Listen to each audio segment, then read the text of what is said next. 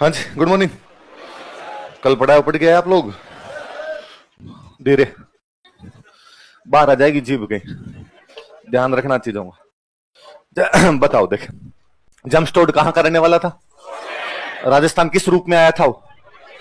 अंग्रेजों का पॉलिटिकल। उसे राजस्थान के इतिहास का, उसके गुरुजी कौन थे? वो पहला व्यक्ति था जिसने हमारे प्रदेश के लिए किस शब्द का इस्तेमाल किया? राजस्थान या राजस्थान। ऐसा उसके कौन सी बुक के नाम से झलकता है? Annals and antiquities of Rajasthan. क्या है राजस्थान? उसने अगले नाम में बताया क्या है? Rajput states of India. एक और किताब लिखी थी उसने, ट्रेवल्स इन वेस्टर्न इंडिया नाम की। अच्छा, हमारे प्रदेश के लिए राजपूताना शब्द का इस्तेमाल करने वाला बंदा कौन? George Thomas. कहां का रहने वाला था? आयरलैंड का। वो राजस्थान किस रूप में आया था? वो मराठों का बहराइती सेनापति था। उसने सेनापति के रूप में कहां कहां अटैक किए? और उसने हमारे प्रदेश के लिए किस शब्द का इस्तेमाल किया? राजपूताना शब्द का इस्तेमाल किया। विलियम फ्रैंकलिन ने उस पर जो बुक लिखी उसका नाम क्या है? Military memoirs of mister George Thomas. हमने पढ़ा कि हम मध्यकालीन राजस्थान पढ़ेंगे और उसमें हम प्रमुख राजवंश पढ़ेंगे। कौन कौन से प्रमुख राजवंश अपने सिलेबस में? चौहान, परमार, प्रतिहार, गोहिल, राठौड़ और कच्छावई। और उनकी कौन कौन सी व्यवस्थाएं पढ़ेंगे हम? राजनीतिक, सांस्कृतिक, प्रशासनिक और रथ। 6 राजवंश और उनकी 4 प्रकार की व्यवस्था। यही बात है। एक एक का पोस्टमार्टम करते हैं। लिखिए चौहान वंश।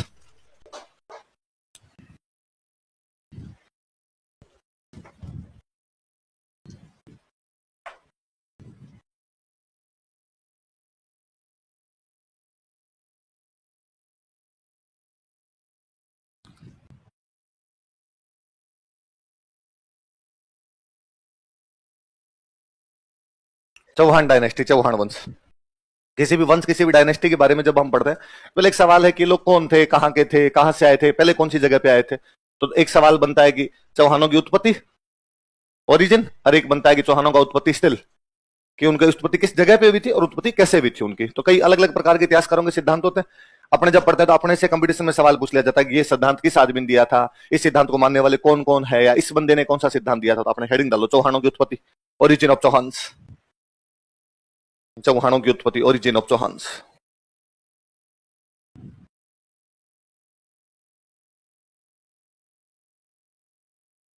एक नंबर लगा के एक शब्द लिख लो, फिर अपने बात करेंगे। देखो अग्निवंशी, फिर अपने बात करते हैं।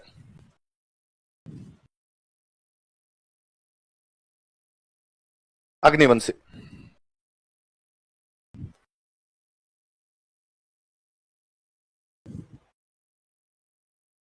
एक इतिहासकार वे अपने जिनका नाम है चंद बरदाई। क्या नाम बोलो? देखे, चंद्र नहीं, क्या नाम है? चंद्र नहीं बोलना आज से, चंद बरदाई है बंदा। क्या नाम है ना? ये आपने पता नहीं क्यों किताबों में लिखना शुरू कर दिया और हमने बोलना शुरू कर दिया चंद्र बरदाई। चंद्र बरदाई नहीं, चंद बरदाई। क्या नाम है? और चंद बरदाई एक बुक लिखता है जिस बुक का नाम है पृथ्वीराज रासो। क्या नाम है? रासो का नॉर्मल मीनिंग की बुक है, साहित्य। पृथ्वीराज पे साहित्य लिखा गया, इसलिए बुक का नाम क्या हो गया? पृथ्वीराज रासो। किसी पे भी लिखा जा सकता है, जिस पे भी लिखा जाए उसके नाम क्या? रासो लगा लो। हमीर पे लिखोगे तो नाम क्या हो जाए? हमीर रासो। प्रताप पे लिखो तो नाम क्या हो जाए? प्रताप रासो। किसी राणा पे लिखो तो नाम क्या हो जाए? राणा रासो। आपके बेच पे लिखो तो हो जाए C7 रासो। रासो किताब है, किसी के ऊपर भी रासो लिखा जा सकता है। स्प्रिंग बोर्ड पे लिखा जाता है स्प्रिंग बोर्ड रासो। तो पृथ्वीराज पे लिखा, इसलिए बुक का नाम क्या हो गया? अच्छा, पृथ्वीराज चौहान रूलर था, तो वो चौहानों के बारे में जब लिखेगा, पृथ्वीराज के बारे में लिखेगा, चौहानों के पहले भी बातें लिखेगा। तो ऐसा लिखता है वो कि किसी टाइम में एक ऋषि हुआ करते थे जिनका नाम था वशिष्ठ। एक ऋषि है, उनका नाम क्या है? वशिष्ठ नाम करके अपने एक ऋषि हुआ करते हैं यहां पर। आबू पर्वत पर रहते हैं वो। कहां पे रहा करते थे? अच्छा, ऋषि मुनि पहले क्या करते थे? अपने पढ़ते हैं यज्ञ करते थे। क्या करते रहते थे? यज्ञ होते देखा होगा सबने, यज्ञ तो देखा ही होगा। अच्छा, यज्ञ नहीं देखा होगा यदि आपने, तो भाई प्रॉपर यज्ञ नहीं देखा तो शादी तो देखी होगी। फेरे फेरे होते हैं, वो जो बीच में जो अग्निकुंड जलाया था वो यज्ञ ही तो, उसको भी यज्ञ। तो यज्ञ का जो अग्निकुंड था, वो जो बीच में अपने अग्नि जलाते हैं, उसको क्या कहेंगे? अग्निकुंड। वो जो यज्ञ का अग्निकुंड था, तो ऋषि कहीं से सूखी लकड़ियां लेके आया, सूखी लकड़ियां लेके आ गया, उसने बीच में अग्नि जलाई, अग्नि जला के हाथ जोड़े, मंत्र बोलने शुरू किए, ओम भूर्भुवः स्वः, आंखें बंद की, इतने में को राक्षस आए। कौन है?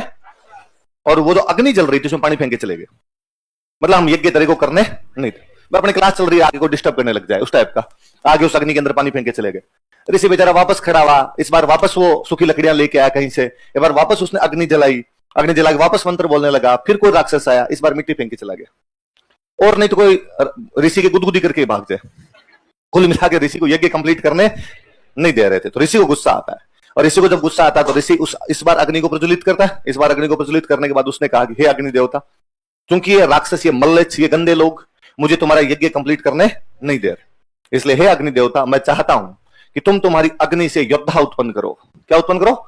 जो यज्ञ की रक्षा कर सके। योद्धा मतलब वॉरियर्स, लड़ने वाले लोग पैदा करो जो इस अग्नि से क्या पैदा कर सके, इस अग्नि से क्या पैदा करो? योद्धा पैदा करो जो इस यज्ञ की क्या कर सके? रक्षा। और ऐसा माना जाता है कि उस अग्नि से 4 योद्धा उत्पन्न हुए। कितने योद्धा उत्पन्न हुए? और उन 4 योद्धाओं के अपने नाम और दिए चंद्रबरदाई ने। उनके नाम इसने दिए चौहान, चालुक्य, परमार और प्रतिहार। क्या क्या नाम दिए बताओ? देखिए,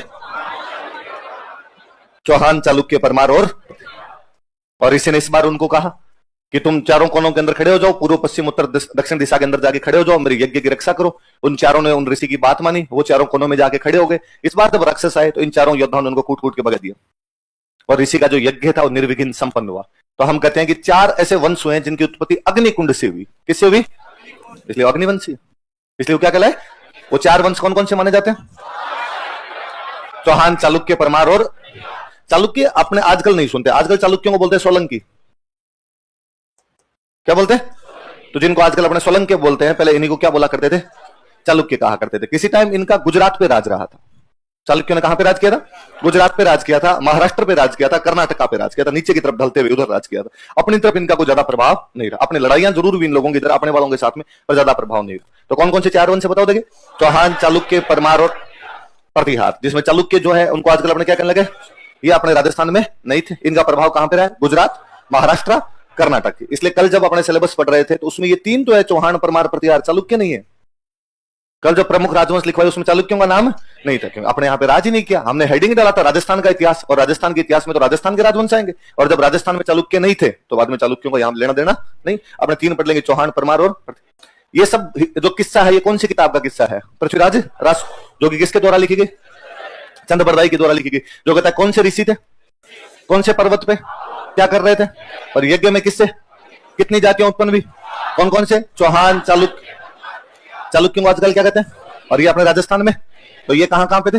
गुजरात में, महाराष्ट्र, कर्नाटक में, नीचे वाले ढलते हुए क्रम में उस साइड के अंदर आया करते। अच्छा, किताब चौहानों की, पृथ्वीराज चौहान पर लिखी गई किताब है। चौहानों की किताब है तो चौहानों की तारीफ ज्यादा करेगी, तो किताब गद्दी है। हिसाब पहले तो बाकी वाले 3 किए थे, चालुक्य, परमार और प्रतिहार। पहले 3 उत्पन्न हुए और कहा कि तुम यज्ञ की रक्षा करो, पर इनकी पार नहीं पड़ी। लास्ट में चौहान पैदा करना पड़ा। सीधी सी आपकी मान डाकण कौन कहे?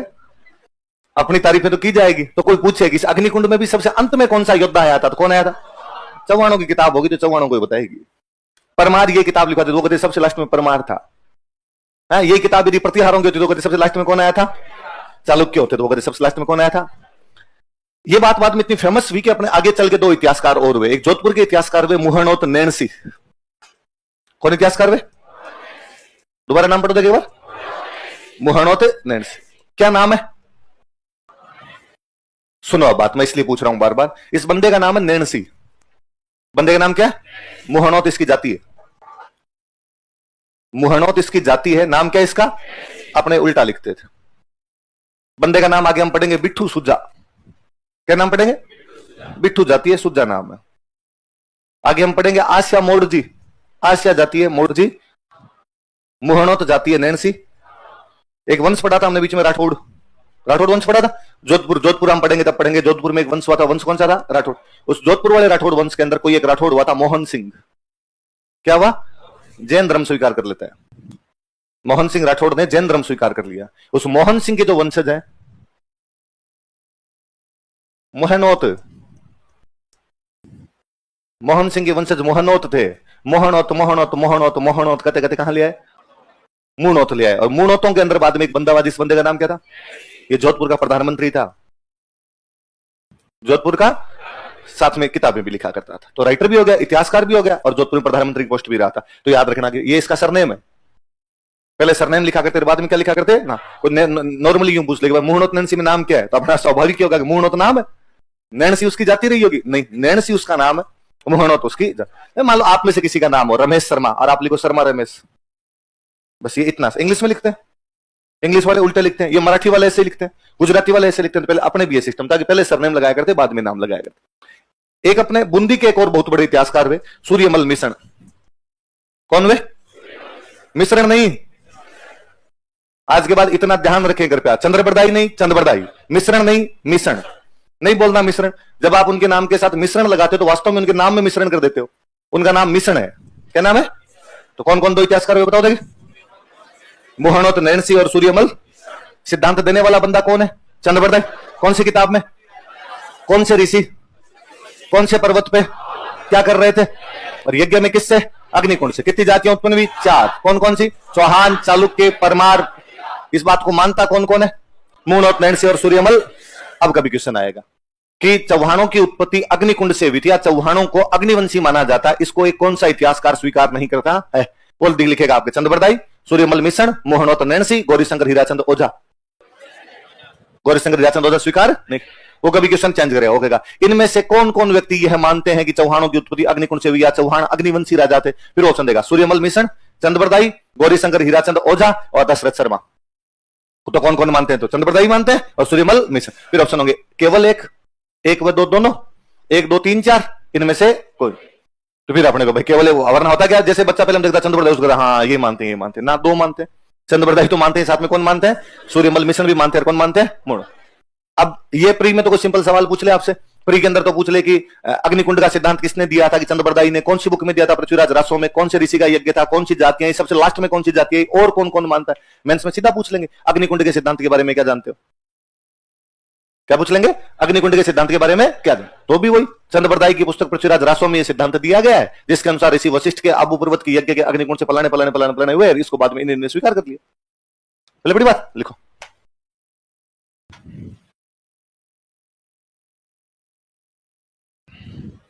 यह सिद्धांत चंद्रबरदाई द्वारा अपनी पुस्तक पृथ्वीराज रासो में दिया गया।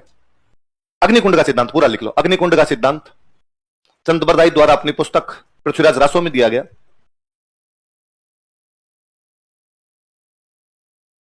अग्निकुंड का सिद्धांत चंद्रबरदाई द्वारा अपनी पुस्तक पृथ्वीराज रासो में दिया गया। Theory of fire alter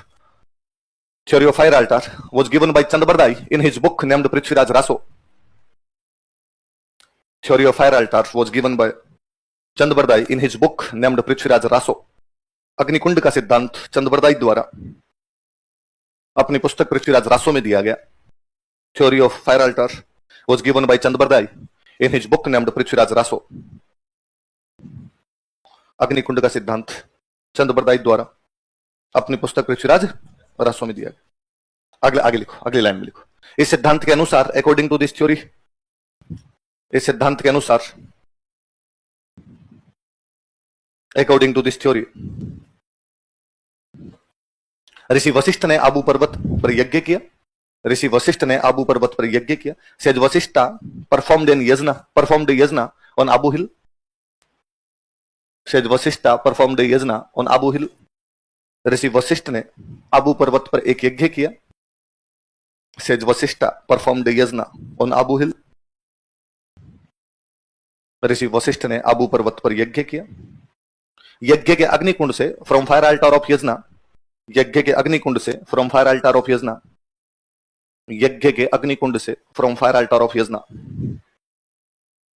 4 Rajput जातियों की उत्पत्ति हुई। 4 राजपूत कास्ट वर ओरिजिनेटेड, या 4 राजपूत वंशों की उत्पत्ति हुई, ये लिख लो। 4 राजपूत डायनेस्टीज वर ओरिजिनेटेड। 4 राजपूत वंशों की उत्पत्ति हुई। 4 राजपूत डायनेस्टीज या डायनेस्टीज वर ओरिजिनेटेड। नाम उतारो 1 2 3 4। 4 राजपूत डायनेस्टीज वर ओरिजिनेटेड। 4 राजपूत वंशों की उत्पत्ति हुई। चौहान, चालुक्य, परमार और प्रतिहार। बोलो देखिए नाम बोलो एक बार, काम की लाइन यही है। चौहान, चालुक्य, परमार और सबसे लास्ट में कौन इनमें? चौहान। कौन से? चौहान। चौहान, चालुक्य, परमार और प्रतिहार। चालुक्यों को आजकल अपने क्या बोलने लगे? अपने सिलेबस में इनमें से कौन से नहीं है? चालुक्य नहीं है। क्यों नहीं है चालुक्य अपने सिलेबस में? क्योंकि इन्होंने राजस्थान पे राज नहीं किया। तो इनका राज कहां रहा? गुजरात में, महाराष्ट्र में, कर्नाटका में। याद रह जाएगी बात? लिख लिया? चारों उतार ली? क्या नाम दोबारा बोल देंगे? चौहान, चालुक्य, परमार। मुझे लगता है आजादी के बाद पूछा गया सबसे अधिक बार का सवाल है ये, कि आप पुराने पीसीएस के, यूपीएससी के, यूपी पीसीएस के, एमपीपीसी के सवाल उठाओ तो सबसे अधिक पूछा गया सवाल है इनमें से कौन से राजपूत वंश की उत्पत्ति अग्निकुंड से नहीं हुई थी? चौहान, चालुक्य, परमार, चंदेल। इनमें से कौन से राजपूत वंश की उत्पत्ति अग्निकुंड से हुई थी? और उसमें राठौड़, गोहिल, कच्छावा, परमार। याद रहेगी बात? अगली एक लाइन और लिख लो। कालांतर में, लेटर ऑन, कालांतर में लेटर ऑन मोहनोत नैणसी तथा सूर्यमल मिश्र ने भी इस सिद्धांत का समर्थन किया था। Mohnot Nainsi and Suryamal Mishra supported this theory. Mohnot Nainsi तथा सूर्यमल मिश्र ने भी इस सिद्धांत का समर्थन किया था। Mohnot Nainsi and Suryamal Mishra supported this theory. Mohnot Nainsi तथा सूर्यमल मिश्र ने भी इस सिद्धांत का समर्थन किया था। Supported this theory. Mohnot Nainsi and Suryamal Mishra supported this theory. याद हो जाएगी बातें? तो प्री में तो सीधे सीधे सवाल कि अग्निकुंड का सिद्धांत किसके द्वारा दिया गया? किसके द्वारा दिया गया? चंद बरदाई। अपनी कौन सी किताब में? पृथ्वीराज रास। दो सवाल तो ये, एक सवाल ये कि अग्निकुंड से कौन कौन सी राजपूत जातियों की उत्पत्ति हुई? चौहान, चालुक्य, परमार। चंद बरदाई के अलावा इसको कौन कौन स्वीकार करता है? प्री में तो याद है। मेंस में सीधा पूछेगा अग्निकुंड के सिद्धांत के बारे में आप क्या जानते हो? पूरा का पूरा जो अपने 4 लाइनें लिख देंगे अपने। हाँ, अच्छा होता क्या, ये तो पूरा याद हो गया आपके, आपको लगता है ये तो बहुत सिंपल सी बात है। अपने इंटरव्यू देने गए, इंटरव्यू वाले ने पूछ लिया कि यार एक तुम हिस्ट्री पढ़ी होगी तुम लोगों ने, या कई बच्चों के पास का हिस्ट्री रही होती है, एमए हिस्ट्री रही होती है, बीए हिस्ट्री रही होती है। अच्छा तुम्हारा सब्जेक्ट हिस्ट्री था? हाँ सर हिस्ट्री पढ़ी है मैंने। आरएस के सिलेबस में भी हिस्ट्री लगती है कि? हाँ सर। तो यार हिस्ट्री में एक अग्निकुंड का सिद्धांत है, आपको पूरा याद। जैसे वो कहता अग्निकुंड का सिद्धांत, आपका जीव यूं बलियों धलकता है अंदर से, और आपको लगता है लो ये पूछ लिया इजी, अब मैं खा जाऊंगा इन सर को। हाँ सर पूरा याद है, सुना दूंगा अभी आपको। तो हाँ जी जी जी ये बताइए, और आप पूरी लाइनें एक साथ ही बोल देते हैं कि सिद्धांत चंद्रबरदाई द्वारा अपनी पुस्तक पृथ्वीराज रासो में दिया गया, जिसके अनुसार ऋषि वशिष्ठ के अबु यज्ञ के अग्निकुंड से 4 राजपूत जातियों की उत्पत्ति हुई, जो ये है। इनमें सबसे लास्ट में ये आए थे। और मोहनोत नैणसी और सूर्यमल मिश्र ने भी सिद्धांत का बिना सांस लिए एक टक लगातार बोला। और इंटरव्यू वाले ने कहा थू यार क्या पढ़ गया यार, वेरी गुड, क्या नॉलेज है। तो यार तुमने साइंस भी पढ़ी होगी, क्या हो सकता है उनमें से कोई साइंस का स्टूडेंट हो, तुमने तो बीएससी कर रखी है कि जी सर। तो यार तुम्हें लगता है कि अग्नि से आदमी पैदा हो जाता है? कोई बायोलॉजी नाम की भी चीज होती होगी, एक्स वाई गुण सूत्र, और हमने तो वो पढ़े थे यार। आदमी वैसे पैदा होता है, ये अग्नि से पैदा हो जाता है। और यदि अग्नि से आदमी पैदा हो जाता है, फिर कश्मीर पे फौजी लगाने की क्या हो सकता है? फिर अपने जितने बाबे हैं, इन बाबों को कहा जाएगा बाबों और कोई काम नहीं करना, कोई प्रवचन नहीं देना, लगाओ अग्निकुंड सारे के सारे, मारो गंगा जल के छींटे उस अग्निकुंड के अंदर, योद्धा पैदा करो। सबसे पहले योगी आदित्यनाथ को कहा जाए कि बाबा जी मुख्यमंत्री बाद में, ये काम नहीं करना, पहले अग्निकुंड जलाओ। और उधर से कश्मीर से फोन आते रहेंगे कि भाई साहब आज इधर 2 शहीद हुए, ओ 2 नए, यस 2 नए योद्धा उत्पन्न किए, उधर और भेज दिए। तो क्या साधारण फौजियों को वहां पर भेजने की क्या आवश्यकता है? अग्निकुंड से योद्धा उत्पन्न करो और भेज दो, और आप बैकफुट पे आते हैं। हाँ सर है तो ऐसा ही। तो तुम्हें नहीं लगता है झूठ का पुलिंदा है? ऐसा किसी ने कुछ भी लिख दिया और तुम उसको साइंस का स्टूडेंट होने के बावजूद मानने लग जाते हो। आराबाद होते सर, सच बताऊं हिस्ट्री पूरी झूठ है सर। क्या करें सर, ऐसा ही लिखा हुआ है, आपको पता ही सर देश का तंत्र हिला हुआ है सर। मेरे को तो कभी विश्वास हुआ ही नहीं, और सर ये अब एग्जाम में यही पूछते हैं आंसर याद करना पड़ा। बाकी मैं सर आपकी बात से पूरा सहमत हूं। ऐसे यूं आग से आदमी पैदा किए जाए फिर तो कोई कर ले सर। तो यस कितने ब्रिलियंट आंसर हो तुम्हारा, वो वही रगड़ देता है आपको। उसको समझाना कि सर कहानियां प्रतीकात्मक होती है। कहानियां कैसी होती है? हमारे प्राचीन भारत की जितनी कहानियां इस प्रकार की पॉपुलर है, जितनी इतिहास की कहानियों में बातें हैं, हमारे एक बड़ी दिक्कत हुई, हमारी पुरानी जो किताब, हाँ बाहर जाके ना तभी ठीक नहीं। सुनील देख कि पुरानी अपनी जितने भी किताब नहीं, वो पीछे देख लो आप सारे, थोड़े खड़े होकर देख लो, थोड़े खड़े हो ना भैया, एक बार 2 मिनट ये देख लें थोड़े। क्या मतलब क्या? आपके जैसा एक स्टूडेंट है, उनकी थोड़ी तबीयत खराब हुई, वो क्लास से बाहर जाएंगे, अब मैं बोल दूंगा कि ये आप देखना चाहते हो उधर? अच्छा, अपनी जो भी पुरानी इस प्रकार की किताबें, साहित्य की किताबें जो है, उनके अंदर इस प्रकार की कई कहानियां मिलती है, और उन कहानियों को लिखने वाले ने बड़े सिंबॉलिक रूप में लिखा, कि उसने लिखा किसी अलग तरीके से, उनके अर्थ कुछ अलग निकलते हैं। तो बाद में हमें कैसे पता चले भाई इसमें क्या सच्ची है क्या गलत है? अपने राजस्थान के इतिहास को सबसे शुद्ध रूप में कोई आदमी लिख के गया, वो बंदा है गौरीशंकर हीराचंद ओझा। कौन है? मतलब ओझा जी के बिना राजस्थान के इतिहास की कल्पना ही नहीं की जा सकती। राजस्थान का इतिहास सबसे पहले लिखे गया था, टोड कलम ने पढ़ा था, पर टोड के इतिहास में 100 गलतियां। आप और मैं भी बैठेंगे ना उसके अंदर तो टोड की गलतियां निकाल लेंगे, कारण स्वाभाविक था, टोड हमारे देश का नहीं था। अब सिंपल सी बात है, मैं आपको कह दूंगी कल पुर्तगाल की हिस्ट्री लिख के लाना, क्या करोगे आप? मैं यदि कह दूंगी लिख के लानी है वरना पार नहीं पड़ेगी, तो विकिपीडिया सर्च मारेंगे, किसी आदमी से पूछेंगे, वो जैसा बताएगा, जैसा विकिपीडिया पे, वही तो लिख के लाएंगे। आप अपना दिमाग तो लगा ही नहीं सकते ना जब आपको पता ही नहीं है। थोड़ा बहुत कोई क्रॉस चेक करने की कोशिश करेंगे, मिल जाएगा तो ठीक है, वरना जिसने जो बता दिया आपने लिख लिया। टोड के साथ ये दिक्कत हुई कि टोड अपनी भाषा भी नहीं जानता था, अपनी कल्चर भी नहीं जानता था, उसे अपनी कहानियां अच्छी लगी और उस बेचारे ने लिखनी शुरू कर दी, उसने अपनी हिस्ट्री को लिखना शुरू कर दिया। तो गलतियां स्वाभाविक सी बात है। जैसे हम नॉर्मली सारे जानते हैं कि पद्मिनी के पति का नाम रतन सिंह था, टोड भीम सिंह लिखता है। अब मुझे कई बार लगता है कि यार टोड के साथ में लफड़ा ये हुआ कि टोड ने लोगों से पकड़ पकड़ के कहानियां सुनी, और आपने क्या इधर यूं जनता में एक दूसरा भाव जोरदार रहता है, अपने को खुद को सर्वश्रेष्ठ बताने वाली भावना जोरदार ही रहती है। और उसने किसी को पूछा होगा कि तुम्हारे यहाँ पे पद्मिनी थी, उसने कहा हाँ साहब पद्मिनी बहुत सुंदर महिला थी। क्या सुंदरता के चर्चे हैं, क्या किससे उनकी सुंदरता के, बहुत ज्यादा सुंदर हुए थे। अच्छा उनके पति का नाम क्या था, उसको याद रहा नहीं होगा। वो लगा किसका नाम लिया जाए, लगा अपने दादाजी का नाम भीम सिंह था, उसने कहा भीम सिंह किताब में भीम सिंह जी का तो लिखी दो। ऐसे कई ब्लेंडर करवा लिए बेचारे उस आदमी से। वो बड़ा बड़ा सीधा गोरे, वैसे ही भले है सीधे अच्छे लोग होते हैं बापड़े। जेम्स टोड और भला आदमी था, अपने वालों जैसे बताया वैसे लिख के चला गया। टोड वाली किताब में जितनी गलतियां थी वो यदि किसी आदमी ने सही की तो वो आदमी गौरी शंकर हीराचंद ओझा है। कौन है? हमारे साथ में दुर्भाग्य यह है कि ओझा जी उस साल एक्सपायर हो गए जिस साल देश आजाद हुआ। 1947 में तो ओझा जी एक्सपायर हो गए थे, आजादी से थोड़े दिन पहले। उससे पहले ओझा जी अपने पूरे राजस्थान की हिस्ट्री लिख के गए, अलग अलग, उदयपुर का इतिहास, प्रतापगढ़ का इतिहास, मासवाड़ा का इतिहास, बीकानेर का इतिहास, जोधपुर का इतिहास, सोलंकियों का इतिहास, प्राचीन राजस्थान का इतिहास, सीरीज चलाई उस आदमी। कहते बीकानेर का इतिहास जब वो लिख रहे थे लास्ट टाइम में तो उम्र हो रखी थी 74 साल, उसके बावजूद डोकरा लगा रहता था। हाँ, और वही आज के 80 साल 75 साल पहले देखो जब संसाधनों का अभाव था, हर चीजें हाथ से लिख लिख के तैयार करनी पड़ती होगी, तो उन दिनों के अंदर उस आदमी ने हिस्ट्री लिखी है अपने। ओझा जी के बाद में अपने जितनी भी हिस्ट्री लिखी गई है वो बस ओझा जी के आधार पर लिखी गई।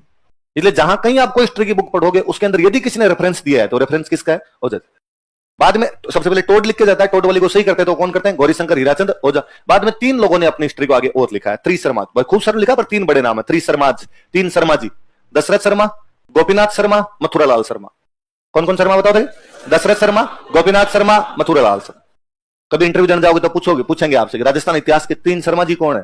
3 Sharma of history of Rajasthan कौन कहलाए जाते हैं? कौन कौन है? दशरथ शर्मा, गोपीनाथ शर्मा, मथुरालाल शर्मा। आगे बार बार नाम आएंगे तब हम पढ़ेंगे। सबसे पहले टोड लिखता है, टोड वाली गलतियों को सुधार के लिखते हैं ओझा जी, और ओझा जी वाली पे आगे यदि और किसी ने लिखा तो बाद में किसने लिखा? दशरथ शर्मा ने, गोपीनाथ शर्मा ने और मथुरालाल। तो ओझा जी जब अपनी वो गलतियों को सुधार के लिखते हैं तब ओझा जी कई बातें लिखते हैं। ओझा जी कहते हैं यार हुआ यह था कि जब भगवान बुद्ध आए, भगवान बुद्ध से पहले अपने यहाँ पे लड़ाइयां बहुत ज्यादा हो रही थी। क्षत्रिय थे और क्षत्रिय आपस में लड़ते, भयंकर वाले लड़ा करते। वो उसको मार पीट रहा है, वो उसको मार कूट रहा है, इसमें आम जनता बेचारी त्राहिमाम कर रही। तो एक बंदा आया भगवान बुद्ध, वो खुद क्षत्रिय था, वो एक राजा के परिवार में पैदा हुआ, और उसे बड़ा बुरा लगा यार क्या है, कभी चाचा जी से लड़ लिया, कभी भाई से लड़ लिया। उस बंदे ने कहा अहिंसा परमो धर्म है। क्या कहा? लड़ाइयां बंद करो यार, ये अहिंसा का पालन किया जाए अपने। तो उन्होंने कोचिंग खोल ली पूरी, बौद्ध धर्म ही चला लिया, और बौद्ध धर्म में कहना शुरू कर दिया कि साहब सब हिंसा छोड़िए, अहिंसा की तरफ आइए। जो कोई आदमी कोचिंग खोलता है वो सबसे पहले अपने घर वालों को पकड़ पकड़ के लाता है कि तुम तो पढ़ो। LIC वाले एजेंट वो सबसे पहले घर वालों को बताएंगे कि मरने के क्या क्या फायदे हैं, है ना। या कोचिंग वाला है वो सबसे पहले बताएगा कि मेरे से पढ़ने के क्या क्या फायदे हैं। तो भगवान बुद्ध को यदि सर्वाधिक ज्वाइन किया लोगों ने तो क्षत्रिय ही थे, उनके आसपास के लोग थे। तो बहुत सारे लोगों ने लड़ाइयां कम कर ली, थोड़ी लड़ाइयां छोड़ दी। तो अपने यहाँ पे बौद्ध धर्म के प्रभाव में कहीं ना कहीं हिंसा के अंदर कमी आई और अहिंसा बढ़ी। कई सालों तक ये बातें चलती रही। अपने 700 के आसपास में, अपने 700 ईस्वी के आसपास में भारत पर अरबों के आक्रमण होने शुरू हो गए। किसके आक्रमण होने शुरू हुए? अरब आक्रमण, अरबों के आक्रमण, है ना। सऊदी अरब जिसको अपने कहते हैं, अरब आक्रमण होने शुरू हुए अपने। अरबों ने जब अटैक करने शुरू किए तो दिक्कत यह आई कि अपनी और अरबों की कल्चर में डिफरेंस था। भारत मूर्ति पूजा करता है, अरब मूर्ति पूजा, भारत यज्ञ करता है, अरब यज्ञ नहीं।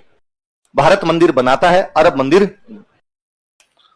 अब एक तो है कि कोई नहीं, जो दूसरे आ रहे हैं वो कहते भाई हम हमारी बात मानेंगे, तुम तुम्हारी बात मान लो। पर अरबों ने कहा ना ना ना ना ना, पूरी दुनिया हमारे वाली मानेगी। और इधर जब अटैक होने शुरू हुए तो जहां जहां उनके अटैक होते उस साइड में उन्होंने मंदिर तोड़ने शुरू कर दिए, उस साइड में उन्होंने यज्ञ बंद करवाने शुरू कर दिए, और उस साइड के अंदर उन्होंने मूर्ति पूजा थी उसको बंद करवाना शुरू कर दिया। जहां गए वहां पे मूर्ति तोड़ दो, और मूर्ति तोड़ो ही मत, मूर्ति को तोड़ दिया जाए, उसके ऊपर टॉयलेट कर दिया जाए, उसमें थूक दिया जाए, अब मूर्ति अपवित्र हो जाए, ताकि यदि तोड़ने के बाद भी क्या पता कोई आदमी उसको सही करके वापस लगा लेगा ना, सही करने लायक ही नहीं। टुकड़े टुकड़े करके फेंक दिया जाए, कसाईयों में बांट दिया जाए, मीट तोड़ने का काम कर लिया जाए, ये पूरे एकदम बंद करवाने। ऋषि यही तो कह रहा है कि उसका एक यज्ञ हो रहा है, उस यज्ञ को बार बार राक्षस आके बंद कर रहे हैं। वो राक्षस ये है। ओझा जी कहते हैं कि एक ऋषि है, वो ऋषि ये देख रहा है कि हमारे यज्ञ बंद हो रहे हैं, हमारे यज्ञों को कोई करने नहीं दे रहा। इसलिए उस ऋषि ने उस समय के 4 क्षत्रिय जो लड़ाइयां कम कर चुके थे उनको बुलाता है और उनको बुला के कहता है कि लड़ो। क्षत्रिय का मतलब होता है जो क्षति से बचाए, जो नुकसान से बचाए। ये हमारे धर्म की, हमारी संस्कृति की, हमारे समाज की, हमारे देश की क्षति है, हमारे देश का नुकसान है। अब नहीं लड़ोगे, कब लड़ोगे? तुम्हारा काम रक्षा करना है। क्षत्रिय रक्षा नहीं करेगा तो रक्षा कौन करेगा? और उन लोगों ने कहा कि नहीं साहब, लड़ाइयां जरूरी थोड़ी है, अहिंसा नाम की भी चीज होती है। उन्होंने वापस कहा कि डांगर ने घिरे दकाल्या तो लाठाई खेत रुखाली जाए। डांगर मतलब पशु, डांगर मतलब किसान खेत में सोया रहता है, फसल जब आ जाती है उसके, और उधर से पशु घुसते हैं, तो वो पहले वहां चारपाई पे बैठा बैठा करता है, अरे बैठा बैठा पैर पीटता है, हाथों के इशारे करता है, लठवट लेके केवल वहां खड़ा होता है। पशु फिर भी नहीं निकलता तो लठ मारता है। डांगर ने घिरे दकाल्या, दकालने का मतलब है धमकाना, दकालने का मतलब डांगर ने घिरा मतलब वापस गिरता है। डांगर ने घिरा दकाल्या, तो पशु यदि धमकाने से ना भागे, लाठाई खेत रुखाली जाए। तो खेत की रखवाली करने के लिए क्या उठाने पड़ते हैं? लठ उठाने पड़ते हैं, लठ। इसलिए प्लीज इस अहिंसा को तुम्हारे साइड में रखो, वरना खा जाएंगे तुम्हारे देश को, तुम्हारे यज्ञ, तुम्हारी मूर्तियां, तुम्हारे मंदिर, तुम्हारी देश, तुम्हारी सीमा, तुम्हारी महिलाएं, तुम्हारी गायें, तुम्हारे ब्राह्मण, कुछ भी नहीं बचेंगे। इसलिए बचाया जाए, ये तुम्हारा काम है। और उन 4 लोगों ने उन ऋषि की बात मानी, वो उन ऋषि के कहने पर लड़ने के लिए गए। और इस बात में कोई आश्चर्य नहीं, हम कतई उस पर सवाल नहीं उठा सकते कि इन 4 राजपूत वंशों ने, चौहानों ने, चालुक्यों ने, परमारों ने और प्रतिहारों ने उन शुरुआती दिनों के अंदर अपने जी जान की बाजियां लगा दी थी, लेकिन आक्रमणकारियों को इस साइड में नहीं आने दिया था। कहानी का सिंबॉलिक महत्व है कि एक ऋषि ने किन्हीं 4 को मोटिवेट किया है। किन्हीं 4 को क्या किया? तो फिर बात है कि जब मोटिवेट ही किया तो अग्निकुंड क्या है? फिर ये कहानी कहां से लेके कि अग्निकुंड है? ओझा जी पुनः समझाते हैं। अग्नि देवता है। अग्नि को हम क्या मानते हैं? कैसा देवता? मीडिएटर। कैसा देवता? हमारे पूर्वजों ने जब कभी सभ्यता का विकास किया तो उन्होंने कहा देवता है ऊपर। बरसात कौन कराता है? कि इंद्र। मारता कौन है? कि यमराज। ऊपर देवता बैठे, अलग अलग चीजों के, सब चीज के देवता। इस समुद्र का देवता कौन है? कि वरुण। ये तेज आंधी चलती इसका देवता कौन है? कि पवन। सबके देवता है। और हम उन देवताओं को राजी करना चाहते हैं। बरसात नहीं हुई कई साल तक, तो इंद्र को राजी किया जाए। इंद्र को राजी कैसे करें? डायरेक्ट इंद्र के तो फोन नंबर ही नहीं है आपके पास। तो हमने कहा एक देवता मीडिएटर है, यदि उसको आप बात कर दोगे तो वो जाके इंद्र को कह देगा। उस मीडिएटर देवता का नाम क्या है? हमने अग्नि को मध्यस्थ देवता माना है। क्या माना है? याद रखना इस बात को, ये 2010 प्रीलिम्स का सवाल है कि अग्नि कौन सा देवता है। तो अग्नि कौन सा देवता है? हमारे तथा अन्य देवताओं के बीच मीडिएटर का काम जो देवता करता है वो देवता कौन सा है? और हमने इस बार यज्ञ किया, यज्ञ में अग्नि जलाई और अग्नि जला के आगे, हे अग्नि देवता, हमारे यहां पर बरसात नहीं हो रही है, तुम जाकर इंद्र को कहो कि हम उसे राजी कर रहे हैं, यज्ञ कर रहे हैं। इस बार यज्ञ और यज्ञ के बाद में बरसात हो गई। बरसात हो गई, लगा अग्नि ने अपना मैसेज तो ट्रांसफर कर दिया। इसलिए हमने कहा कि मैसेज ट्रांसफर करने वाला यदि कोई देवता तो देवता कौन सा है? इसलिए हमने कहा कि शादियां जब भी होती है तो देवताओं को साक्षी मान के होती है। हम देवताओं को याद करते हैं, हे ऊपर बैठे तमाम देवताओं, ये 2 लोग जो मेरे सामने बैठे हैं, पंडित जी कहते हैं, ये चाहते हैं कि अगले 7 जन्मों तक साथ रहे। प्लीज हे सारे देवताओं, इन्हें अपना आशीर्वाद प्रदान कीजिए। हे सारे देवताओं, अपना सारा बल, बुद्धि, वीर्य इनको प्रदान कीजिए ताकि ये ढंग से एक साथ रह सके। अब उन देवताओं के साथ हमारा कॉन्टेक्ट नहीं, इसलिए अग्नि के सामने बिठा के हम ये सारी बातें कहते हैं। अग्नि यदि मध्यस्थ देवता ना हो, फिर फेरे पानी की बाल्टी के चारों तरफ क्यों नहीं लेते? फेरों के लिए अग्नि क्यों जलानी पड़े? और उल्टा डर हो रहा कि दूल्हा दुल्हन दोनों धीरे धीरे और चलते, क्या पता लहंगे का कोई उधर अग्नि की तरफ चला जाए, लफड़ा हो जाए, आग लगा जाए, बीच में पानी की बाल्टी रख के चक्कर काट ली जाए, धूल रख ली जाए, पेड़ रख लिया जाए। भाई अग्नि अग्नि क्यों है? क्योंकि अग्नि कैसा देवता है। और नोटिस करना, मंगलवार के दिन मम्मी जो है बालाजी की धोख लगाती है, बुधवार को गणेश जी के भोज लगाए, है ना कोई त्योहार आता है, घरों के अंदर कुछ ना कुछ होता है। छोटे थे तब देखते थे कि मिठाइयां नाम की तो चीज होती नहीं थी घरों में, तो चूरमा बनाते और बालाजी की चूरमा चढ़ाते, या पता से मखाने लाते हैं, बालाजी की ज्यादातर चूरमा ही हुआ करता।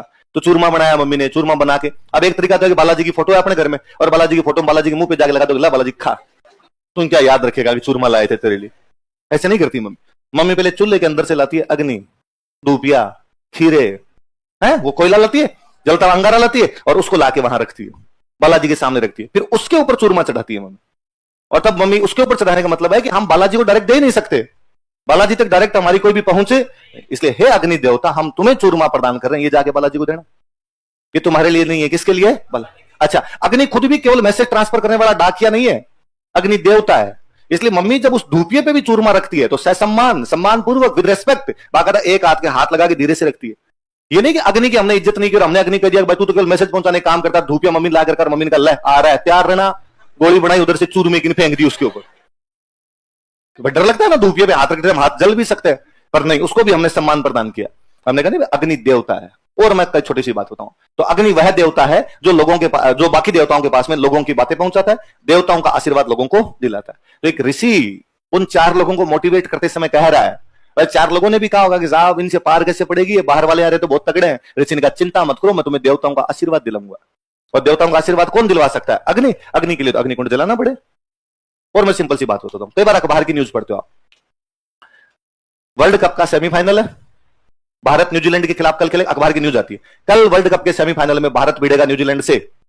इधर न्यूज आती है विराट कोहली ने कहा कि हम निश्चित रूप से पहुंचेंगे फाइनल में, न्यूजीलैंड के कप्तान ने कहा कि भारत को रोकने की पूरी कोशिश की जाएगी। ऐसे खबरें आती है। साइड में उसी कॉलम में छोटी सी खबर और होती है, इंदौर में क्रिकेट प्रेमियों ने एक यज्ञ का आयोजन किया तथा भारत की जीत की दुआएं मांगी। आज भी आप जीत की दुआओं के लिए यज्ञ कर रहे हो, क्योंकि आप अग्नि से कह रहे हो कि हे अग्नि, जाके देवताओं से कहना कि कल भारत को जीता है। एक ऋषि अग्नि जला के कह रहा है, हे अग्नि देवता, बाकी देवताओं को जाके कहना कि इन 4 को अपनी जीत का वो जीत दिलाए, इन 4 को अपने युद्ध के अंदर सफलता दिलाए। सिंपल मीनिंग है इसका, आई बात समझ में? तो वहां यह नहीं कहना कि नहीं साहब मिस्ट्री पूरी झूठी, वहां कहना सर प्रतीकात्मक महत्व है। अग्नि मध्यस्थ देवता है। एक ऋषि उन 4 योद्धाओं को जो किसी कारणवश युद्ध कम कर चुके होंगे, किसी कारणवश उनका रक्षा की तरफ ध्यान नहीं है, उनको मोटिवेट कर रहा है, उनको एनकरेज कर रहा है। एनकरेज करने का उसका तरीका ये। एक दूसरा बताता हूं, अग्नि एक देवता भी है। अग्नि को हम लोक के रूप में लें, वैसे साधारण रूप में लें, ठीक है, ये देवताओं टाइप की बात होगी, तो अग्नि चेतावनी का प्रतीक है, वार्निंग। 2 गांव है, एक गांव ये, एक गांव ये, बीच के अंदर मान लो पहाड़ सा आ गया कुछ, या बीच में थोड़ी सी दूरी आ गई गांव के अंदर। इस गांव में लड़ाई होगी, इस गांव पे किसी ने हमला कर दिया, और इस गांव के भाई इस गांव के अंदर रहते हैं, तो इनको लगा अकेले तो नहीं पार पड़ेगी, इनको भी बुलाया जाए। बुलाएं कैसे? टेलीफोन तो है नहीं, आदमी जब तक उनको बुला के लेके आएगा तब तो मार मुड़ जाएंगे यार, वरना तो वो भाग के सीधे आ जाएंगे। एक तो एक आदमी जाए फिर बुला के लाए, एक वो सीधे डायरेक्ट वहां से भाग के आ जाए। क्या किया जाए? तो इस गांव में आग लगा देते, अग्नि की लपटें ऊपर पहुंचेगी, उधर वालों को पता चलेगा आग लग रही है, इसका मतलब कुछ ना कुछ डेंजर है। अग्नि चेतावनी का प्रतीक है। किसका प्रतीक है? यदि कहानी में बार बार अग्नि आया, इसका मतलब ऋषि कहना चाहता है कि चेतिए, जागिए, इस समय तुम्हारे देश पर सर्वाधिक बड़ा खतरा मंडरा रहा है, तुम्हारी धर्म समाज संस्कृति नष्ट हो जाएगी अब नहीं खड़े हुए तो। ये राक्षस तुम्हारे अग्निकुंड समाप्त कर देंगे, ये मल्लेच्छ तुम्हारे अग्निकुंड के अंदर गाय की हड्डियां फेंक फेंक के जाएंगे, इसलिए लड़िए, बचाइए इसको। आई बात समझ में? तो अग्निकुंड का मतलब यह है कि अग्निकुंड के माध्यम से एक बंदा है जो 4 पुराने योद्धाओं को जो लड़ाइयां कम कर चुके हैं, लड़ाइयां छोड़ चुके हैं, उनको मोटिवेट कर रहा है। अग्नि का मतलब यह है कि उन 4 योद्धाओं को चेतावनी दे रहा है। किस बात की चेतावनी? रक्षा की। किसकी रक्षा? देश की, समाज की, संस्कृति की। आई बात समझ में? और ये निश्चित रूप से इन दिनों में स्थिति यह थी, चौहानों चालुक्य परमारों प्रतिहारों के टाइम में यह स्थिति रही है कि हमारे देश पर बाहर से आक्रमण हो रहे थे और बाहर वाले आक्रमणकारी हमारे देश की सभ्यता और संस्कृति को छिन्न भिन्न करने का प्रयास कर रहे थे। एक किसी ऋषि के मन के अंदर यह बात आई होगी, नहीं यार ऐसा नहीं हो सकता मेरे देश के साथ में, और उस ऋषि ने जो बचाने की कोशिश की उसका पर्यायवाची है। पहले बड़ी चीज तो वहां जवाब दिया जाए तो बहुत यूं संतोषपूर्वक ढंग से जवाब दिया जाए। आप ही बोलो अगले 5-7 मिनट तक, अगला यूं थोड़ी के हाथ लगा के सुनेगा, अच्छा ये तो मैंने नहीं सोचा, मैं दूसरी बातों में खोया हुआ था, तब तो चीजों का मजा ही है। और वरना फिर जैसा अगला कह उस बहाव के अंदर ही बहेंगे। तुम्हें लगता है अग्नि से आदमी पैदा होता है? नहीं सर, नहीं लगता। अगला पूछ लो, भले धूड़ खाई, आइंदा से ऐसा जवाब नहीं दूं मैं ढंग से जवाब दे दिया जाए। समझ में आई? तो प्री में क्या पूछा जाए, मेंस में क्या पूछा जाए, तीनों समझ में रहेगी चीजें। अच्छा, तो ये हमने 1 नंबर लगा के क्या लिखा? अग्निवंशी। और सुनो देखो, ये केवल इन 4 वंशों के बारे में, चौहान चालुक्य परमारों प्रतिहारों के बारे में कहा जाता है कि वो कौन से वंशी हैं? अग्निवंशी। बाकी हम जितने लोग बैठे हैं या भारत में जितने लोग पैदा हुए वो अपने बारे में 2 ही बात कहते हैं, या तो हम सूर्यवंशी हैं या हम चंद्रवंशी। आप जितने लोग बैठे हो मेरे समेत अपने आज घर पे जाके पूछ लेंगे थोड़े से बुजुर्ग आदमी से जो थोड़ा सा हिस्ट्री का ज्ञान रखते हो, उनसे पूछ लो अपने सूर्यवंशी या चंद्रवंशी, वो बता देंगे। वो कहेंगे या तो अपने सूर्यवंशी है या अपने क्या है। इसलिए गाइडियों के पीछे भी लोग लिखा के रखते हैं सूर्यवंशी, चंद्रवंशी। हम वास्तव में खुद को सूर्यवंशी और चंद्रवंशी बताना चाहते हैं कि हम कितने पुराने हैं, एंटिक्विटी। हम अपनी प्राचीनता सिद्ध करना चाहते हैं कि हम तब से हैं जब से सूर्य है, हम तब से हैं जब से चंद्रमा है, तब तक रहेंगे जब तक सूर्य है, तब तक रहेंगे जब तक चंद्रमा है। इसलिए अपने आज दिन तक नारे यही लगते हैं, जब तक सूरज चांद रहेगा। मुझे एक बार याद नहीं आता किसी ने कहा हो कि जब तक पानी बादल रहेंगे। ये भी तो रहना ही है, पानी बादल भी खत्म थोड़ी हो जाएंगे। सूरज चांद तो रहेंगे, बादल खत्म हो जाएंगे तो नहीं होगा। किसी ने कहा होगा जब तक पेड़ पौधे रहेंगे, जब तक गाय गंगा रहेगी ना। हमने बार बार कहा जब तक सूरज, क्योंकि उससे हमारी उत्पत्ति हुई है। हम अपने आप को उस एंशिएंट पीरियड से जोड़ते हैं, तो हमारे अंदर है कि नहीं साहब, हम तब से जब से सूर्य चंद्रमा थे, हम तब तक रहेंगे जब तक सूर्य और चंद्रमा। इसलिए या तो हम सूर्यवंशी हैं या हम क्या हैं। इसलिए चौहानों की ऐसी कई किताबें मिलती है अपने को, चौहानों के कई ऐसे अभिलेख मिलते हैं, चौहानों के बारे में कई इतिहासकारों ने ऐसा कहा कि वो कौन से क्षत्रिय है, तो कौन से क्षत्रिय बताया उनको? सूर्यवंशी। क्या बताया? या उनको क्या बताया? चंद्रवंशी। सूर्यवंशी कौन कौन बताते हैं, लिखो। सूर्यवंशी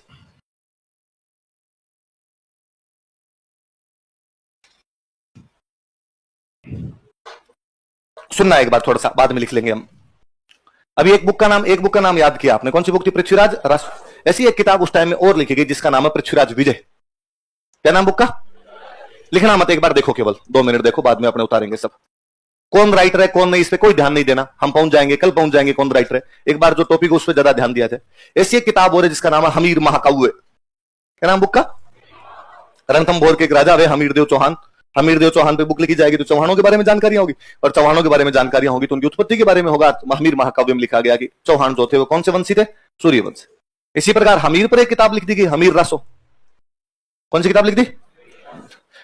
पृथ्वीराज चौहान के एक ताऊ थे जिनका नाम था विग्रहराज चतुर्थ। ताऊ का नाम क्या था? कौन है विग्रहराज चतुर्थ? पृथ्वीराज चौहान के ताऊ लगते हैं। इनका अजमेर से एक अभिलेख मिला है। कहां से अभिलेख मिला है? और इस अजमेर वाले अभिलेख के अंदर भी चौहानों को क्या बताया गया? सूर्यवंश। और एक अपने राजस्थान के सबसे मूर्धन्य इतिहासकार गौरी शंकर हीराचंद ओझा, और ओझा जी भी कहते हैं कि चौहान जो है वो कौन से वंशी है? गौरी शंकर हीराचंद ओझा। 3 किताबें हैं जो चौहानों को सूर्यवंशी बताती है। कौन कौन सी किताबें बताओ देखे? पृथ्वीराज विजय, हमीर महाकाव्य और हमीर, दोबारा बताओ। पृथ्वीराज विजय, हमीर महाकाव्य, कौन सा अभिलेख है? विग्रहराज चतुर्थ का अजमेर। विग्रहराज चतुर्थ कौन था? पृथ्वीराज चौहान का ताऊ है, अजमेर का राजा है, वो अजमेर में अभिलेख लगवाता है, उसके अंदर कहता है हम चौहान है, वो क्या है? सूर्यवंश। और कौन से इतिहासकार कहते हैं? गौरी शंकर हीराचंद है ना। अब कोई आप में से पूछेगा इसमें इनमें से कौन सी पुस्तक में चौहानों को सूर्यवंशी नहीं बताया गया है? वो देखा पृथ्वीराज विजय, हमीर महाकाव्य, हमीर रासो, पृथ्वीराज रासो। पृथ्वीराज रासो में नहीं बताया। वो कोई आपसे पूछेगा इनमें से किसने चौहानों को सूर्यवंशी बताया है? चंद्रबरदाई, मोहनोत नैणसी, सूर्यमल मिश्रण, गौरी शंकर हीराचंद ओझा। ये सवाल पूछा हुआ है ओझा जी वाला। क्यों? ओझा जी अपने सबसे अच्छे इतिहासकार हुए तो ओझा जी वाला सवाल भी पूछे जाते हैं। तो मैंने ये जब ये वंशों वाला कोई पूछते हैं तो उसमें चौहानों का ये सवाल देखा है कि चौहानों को सूर्यवंशी बताने वाले इतिहासकार कौन है? इतिहासकार कौन है? गौरी शंकर हीराचंद। उतार लो, ऐसा कैसा उतार लो।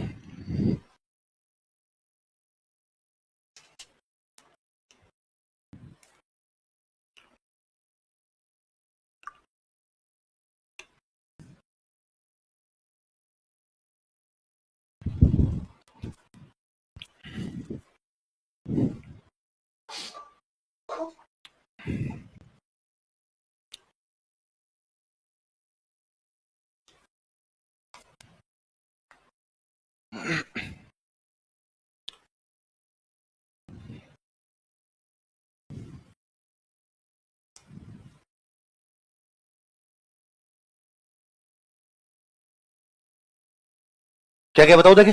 3 किताबों के नाम बताओ कौन कौन से? पृथ्वीराज विजय, हमीर महाकाव्य, हमीर रास। इतिहासकार कौन से बताओ देखे? गौरी शंकर हीराचंद ओझा। अभिलेख कौन सा है? विग्रहराज चतुर्थ का अजमेर इंस्क्रिप्शन। जो अजमेर इंस्क्रिप्शन है किसका? विग्रहराज चतुर्थ। विग्रहराज चतुर्थ कौन था? पृथ्वीराज चौहान का ताऊ, अजमेर का राजा है, और उसका एक अभिलेख मिला हमें अजमेर से, और उसके अंदर वो लिखता है चौहान क्या है? सूर्यवंशी। ओझा जी भी कहते हैं चौहान कौन है? सूर्यवंशी। और कौन कौन सी किताबें सूर्यवंशी बताती है? पृथ्वीराज विजय, हमीर महाकाव्य, हमीर अग्निवंशी। कौन सी किताब बताती है? पृथ्वीराज रासो। कौन सी किताब? अभी तो पढ़ा थोड़ी देर पहले, पहले पढ़ की बात। चलो आगे चलूं, बोले उतार लिया सबने। अगला फिर वो चंद्रवंशी वाला। ये तो अपने सूर्यवंशी चंद्रवंशी सारे मानते, अग्निवंश वाला इनमें एक एक्स्ट्रा बात थी। बाकी सारे अपने कहते हैं कि या तो हम सूर्यवंशी या हम क्या है? चंद्रवंशी। तो अलग अलग अभिलेखों में कई बार अलग अलग प्रकार की बातें लिख दी जाती। सुनना इधर बात। हरियाणा में एक जगह पड़ती है हांसी। कौन सी जगह? और वह हांसी से एक अभिलेख मिला, उस हांसी वाले अभिलेख के अंदर लिखा हुआ कि चौहान जो है क्या है? चंद्रवंशी। और सुनना बात, रुको। अपने आबू के पास में एक पहाड़ है अचलगढ़। कौन सा पहाड़ है? अचलगढ़ में किला बना हुआ है, वहां पे आबू पे अचलगढ़ का किला बना उस पहाड़ पे, और वहां पर एक शिव जी का मंदिर है जिसका नाम है अचलेश्वर। क्या नाम है? एक बात याद रखना, अगले महीने भर तक आपके काम आएगी। जहां पीछे स्वर है वो सारे शिव जी के मंदिर है। यदि पीछे स्वर लगा हुआ इसका मतलब मंदिर किसका है? और आज के बाद अपने जयपुर में शिव जी के मंदिरों के नाम देखना। रेलवे स्टेशन के बाहर मंदिर है रेलेश्वर महादेव। थाने के बाहर मंदिर है थानेश्वर महादेव। प्याऊ के बाहर मंदिर है जलेश्वर महादेव। झारखंड मोड़ पे मंदिर है झारखंडेश्वर महादेव। तो अपने हमेशा शिव जी के मंदिरों के पीछे क्या लगा हुआ है? छोटी चौपड़ पर मंदिर है रोजगारेश्वर महादेव। यदि किसी को रोजगार चाहिए तो कौन से मंदिर में धोख लगाई जाए? तो जहां जहां स्वर है इसका मतलब कौन से भगवान जी के मंदिर हो? तो अचलगढ़ के अंदर मंदिर है, इसलिए नाम क्या? आगे बस दोनों बातें बता जाके। अचलेश्वर नाम क्यों? स्वर लगा है, इसका मतलब मंदिर किसका है? शिव जी का। अचल क्यों लगा? अचलगढ़ वाले किले में। कौन से किले में? ये जो अचलेश्वर अभिलेख है इसके अंदर भी चौहानों को क्या बताया गया? तो कौन कौन से दो अभिलेखों बताओ देखे। हांसी कहां पर है? अचलगढ़ कहां पर है? आबू का दो या सिरोही का दो? और इन दोनों अभिलेखों में चौहानों को क्या बताया गया? चलो बता लो।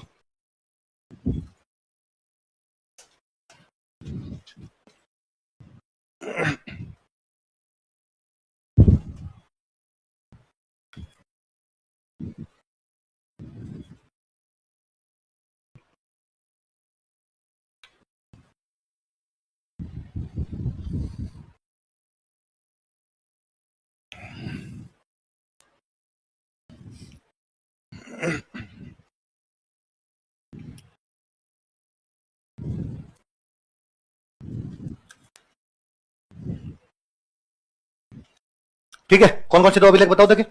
हांसी अभिलेख और तो अग्निवंशी तो कौन सी किताब में? पृथ्वीराज रासो। कौन से राइटर की बुक है? चंद्रबरदाई। और आगे कौन कौन से दो राइटर ने इस बात को फॉलो किया? मोहनोत नैणसी और सूर्यमल मिश्र। सूर्यवंशी तीन किताबें बताती है। किताब बताओ कौन कौन सी? पृथ्वीराज विजय, अमीर महाकाव्य, अमीर रस। पृथ्वीराज चौहान का ताऊ कौन? उसका कौन सा अभिलेख? सबसे बड़े इतिहासकार कौन से? गौरी शंकर, हीराचंद ओझा। चंद्रवंशी कौन कौन सा? हरियाणा का और आबू का। याद रह जाएगा। इन दोनों में क्या बताया गया चौहानों को? आगे चौथा लिखो, एक लिखो ब्राह्मण। कई जगह ये लिखा आता है कि भाई चौहान ब्राह्मण है।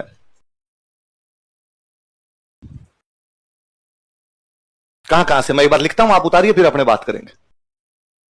भीलवाड़ा से एक अभिलेख मिला, बिजोलिया अभिलेख।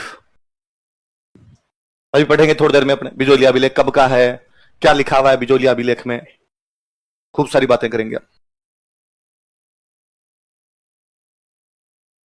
सिरोही से एक अभिलेख मिला, इसका नाम है चंद्रावती अभिलेख। चंद्रावती सिरोही में एक जगह का नाम था, ट्रेड सेंटर था किसी टाइम, बहुत अच्छा व्यापारिक केंद्र था चंद्रावती। परमारों के टाइम में राजधानी रही थी वहां की। बाद में जब चौहानों ने कब्जा किया था, इन्होंने भी कई दिन तक इसे राजधानी रखा था। एक अपनी बुक है कायम रासो,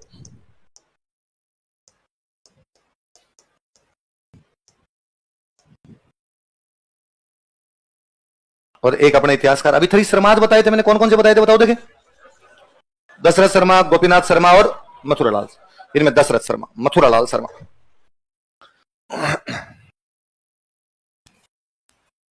तो चौहानों को ब्राह्मण बताने वाले एविडेंस कौन कौन से बताओ देखे। कौन सा है? बिजोलिया अभिलेख, और आपके चंद्रावती अभिलेख, और कौन सा है? कायम रासो, और कौन आपके? शर्मा जी ने चौहानों को शर्मा जी बता दिया।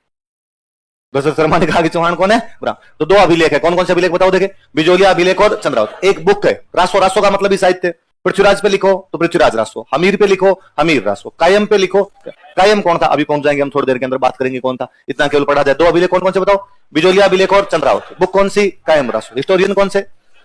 दशरथ शर्मा। ब्राह्मण बताने वाले कौन कौन? चारों नाम बोलो दोबारा। बिजोलिया अभिलेख, चंद्रावती अभिलेख, कायम रासो और दशरथ शर्मा। चंद्रवंशी बताने वाले दो अभिलेख कौन कौन से? हरियाणा में हांसी अभिलेख, आबू पर्वत पे अचलेश्वर अभिलेख। सूर्यवंशी बताने वाली तीन किताबें कौन कौन सी? पृथ्वीराज विजय, अमीर महाकाव्य, अमीर रासो। विग्रह चतुर्थ का अजमेर अभिलेख। और इतिहासकार कौन से? गौरी शंकर, हीराचंद ओझा। अग्निवंशी बताने वाली बुक कौन सी?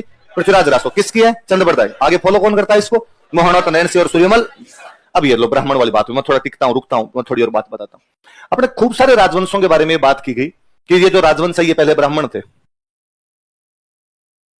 ये जो राजवंश है ये पहले क्या थे? ब्राह्मण हुआ करते थे सारे। दो कारण बताए गए। एक तो खूब सारे अभिलेखों के अंदर ऐसा बात, जैसे बिजोलिया वाला अभिलेख है, तो बिजोलिया वाले अभिलेख के अंदर लिखा हुआ है कि चौहान वत्स गोत्रीय ब्राह्मण। कौन से गोत्रीय ब्राह्मण है? वत्स गोत्रीय ब्राह्मण। जैसे एक अभिलेख घंटियाला से एक अभिलेख मिला है, बाउक वाली प्रशस्ति मिली है, उसके अंदर प्रतिहारों का एक राजा हुआ था, प्रतिहारों का एक बंदा हुआ था हरिश्चंद्र। कौन हुआ था? और उस हरिश्चंद्र के नाम के आगे लिखा हुआ विप्र। क्या लिखा हुआ है? विप्र लिखा हुआ उसके आगे। कुंभा के कई अभिलेखों में कुंभा के आगे लिखा हुआ विप्र। तो जब ये अभिलेख आए सामने हो रहा है तो कहा भाई ये क्या है? ये क्या चीज भी भाई कि चौहान, सॉरी, इन गुहिलों के बारे में कहा गया कि गुहिल नागर नामक ब्राह्मण की संतान है, और कुंभाबाद में अपने नाम के आगे विप्र लगाता। और प्रतिहारों के बारे में कहा गया कि हरिश्चंद्र नामक ब्राह्मण की संतान है। कैसे? कि हरिश्चंद्र के नाम के आगे क्या लगा हुआ है? विप्र लगा हुआ उनके नाम के आगे। या कि बिजोलिया वाले अभिलेख में साफ साफ लिखा हुआ है कि चौहान कौन से गोत्र के ब्राह्मण है। ओझा जी इनके रिप्लाई बहुत सटीक तरीके से, बहुत अच्छे रिप्लाई देते हैं। और जहां तक बात है विप्र की, विप्र का मतलब होता है ब्राह्मण। विप्र का मतलब क्या होता है? ब्राह्मण का मतलब होता है पढ़ा लिखा आदमी। ब्राह्मण का मतलब होता है पहले पढ़ने लिखने का काम ब्राह्मण ही किया करते थे। इसलिए यदि कोई दूसरा पढ़ा लिखा होता तो उसकी तुलना बाद में किससे की जाती? ब्राह्मण। पढ़ा लिखा आदमी पंडित है, पंडित। पढ़ा लिखा आदमी क्या है? इसलिए हम कहते हैं पोथी पढ़ पढ़ जग मुआन पंडित भयानक होए, ढाई आखर प्रेम के न पढ़े सो पंडित। पोथी पढ़ पढ़ जग मुआ, किताबें पढ़ पढ़ के लोग मर गए, लेकिन उनमें से पंडित तो नहीं बन पाए। इसका मतलब पंडित बनने का तरीका तो पोथी पढ़ना ही है। नहीं बने वो बात दूसरी है। कोचिंग 600 लोगों ने की, सिलेक्शन 60 के हुए, 60 पंडित बने, बाकी वाले नहीं बन पाए। पर तरीका तो वही है ना, उनको दोबारा पढ़ना पड़ेगा तब जाके पंडित बन पाएंगे। इसलिए ओझा जी ने कहा कि जिन राजाओं के नाम क्या कि विप्र लगा हुआ, उन राजाओं को देखो तुम, वो बेहद इंटेलिजेंट लोग में। ये कुछ उसी प्रकार है कि आपका कोई दोस्त दारू मीट ना लेता हो और आप उसको देख ब्राह्मण है, इसका मतलब ब्राह्मण नहीं है, वो ब्राह्मणों के घर में पैदा नहीं हुआ है, इसका मतलब ब्राह्मणों की तरह आचरण करता है। यदि आपका कोई दोस्त लहसुन प्याज नहीं खाता है, होटल में जाके कहता है यार ऐसी सब्जी ला के दो इसमें लहसुन प्याज नहीं है, और होटल वाला वेटर कहता है कि जैन भोजन, आपको तो हाँ जैन भोजन ला, इसका मतलब ये नहीं आप जैन हो, इसका मतलब आपका आचरण जैनों की तरह है। तो कहा जहां यदि हरिश्चंद्र के नाम क्या विप्र लगा तो ओझा जी ने कहा उसका अगला श्लोक देखो, उसके अगले श्लोक में लिखा कि हरिश्चंद्र वेद भी जानता है, पुराण भी जानता है। जो बंदा वेदों का ज्ञाता हो उसको पंडित ना कहा जाए तो किसको कहा जाए?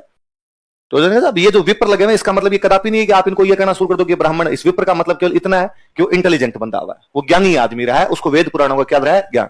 लोगों ने कहा ठीक है, पर ओझा जी बिजोलिया वाले अभिलेख में तो चौहानों ने साफ साफ लिखवा दिया कि हम वत्स गोत्रीय ब्राह्मण है। हम कौन से गोत्र के ब्राह्मण है? अब वहां तो विप्र विप्र लिखा हुआ ही नहीं है, साफ साफ अगले ऐलान नहीं कर रहे हैं कि हम तो ब्राह्मण है। हम कौन से गोत्र के ब्राह्मण है? वत्स, गोत्र तक लिख दिया। तो ओझा जी ने कहा मूर्खों, तुम ये भी नहीं जानते कि गोत्र क्या होता है। अच्छा चलो अपने बात ओझा जी को छोड़ते हैं, आप बताओ कि आप में से कितने लोगों को अपने गोत्र पता है? क्या बात करते हो, इतने सारे लोगों को गोत्र पता है? अरे वेरी गुड। जैसे उधर आपने हाथ खड़ा किया, अच्छा हाँ, मोहन, मोखन, हाँ, कपिंजल, हाँ हाँ, तोगड़ा, और कोई कई हाथ खड़े किए, किरोड़ीवाल, हाँ हाँ मैम पीछे आप बैठे हो, सांडिल्य, वेरी गुड शाबाश, हाँ। और किसी ने? हाँ सागर, हाँ। ये आपके सरनेम आपके गोत्र नहीं है, ये जो दुम छल्लों की तरह पीछे नाम के लगे पीछे घूमते हो तुम, बंसल, जिंदल, मल्होत्रा, सिंघानिया, कपूर, खन्ना, है ना, या कोई भी दूसरे, आपने किरोड़ीवाल बोला और बोला, ये सब आपके सरनेम है। इससे केवल ये पता चलता है कि आपका कोई दादा परदादा इस नाम का हुआ था, उस दादे परदादे के नाम पर। ये गोत्र ब्राह्मणों के होते हैं। गोत्र का मतलब ये होता है कि पहले जब यज्ञ हुआ करते थे तो तुम्हारे परिवार का यज्ञ कौन सा ब्राह्मण करवाता था? उस ब्राह्मण का जो गोत्र होता है वो तुम्हारा गोत्र होता है। ये आजकल हम भूल गए, हमारी वाली पीढ़ी तो मरमुरा जाएगी, कुछ नहीं सीख पाएगी। इसलिए गांव में जब शादियां होती, इस बार नोटिस करना, मैंने ये खूब देखा, मैं बचपन से ये देखता है कि गांव में जब शादियां होती है, दुल्हा जब फेरों में जाने लगता है या दुल्हा जब घर से रवाना होता है, दादाजी टाइप का कोई आदमी बुला कर इधर आ रहे, पहले वहां पंडित जी फेरों में जाते पूछेंगे गोत्र क्या है, गोत्र बता, और बताया गोत्र तो मेरे को बताइए, और ये जो नाम होते हैं ये बता देता है। मैं थप्पड़ मारूंगा तेरे, बी नहीं इसलिए मार नहीं रहा आज। अपना गोत्र गौतम है, गौतम बताना। गौतम तो अपना नाम क्या लगाते हैं, ये जो नाम क्या लगाते हैं ये गोत्र नहीं है। गोत्र होते हैं गौतम, कश्यप, मनु, भार्गव, भारद्वाज, संडिल्य, दत्तात्रेय, अंगीरा, कण्व, अगस्त्य। गोत्र ये है जो पहले ब्राह्मणों के हुआ करते।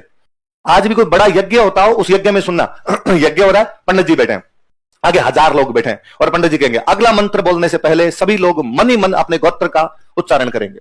फिर पंडित जी अगला बोलते हैं, यदि किसी व्यक्ति को अपना गोत्र ना पता हो तो मेरा गोत्र कश्यप है, इसका उच्चारण करेंगे।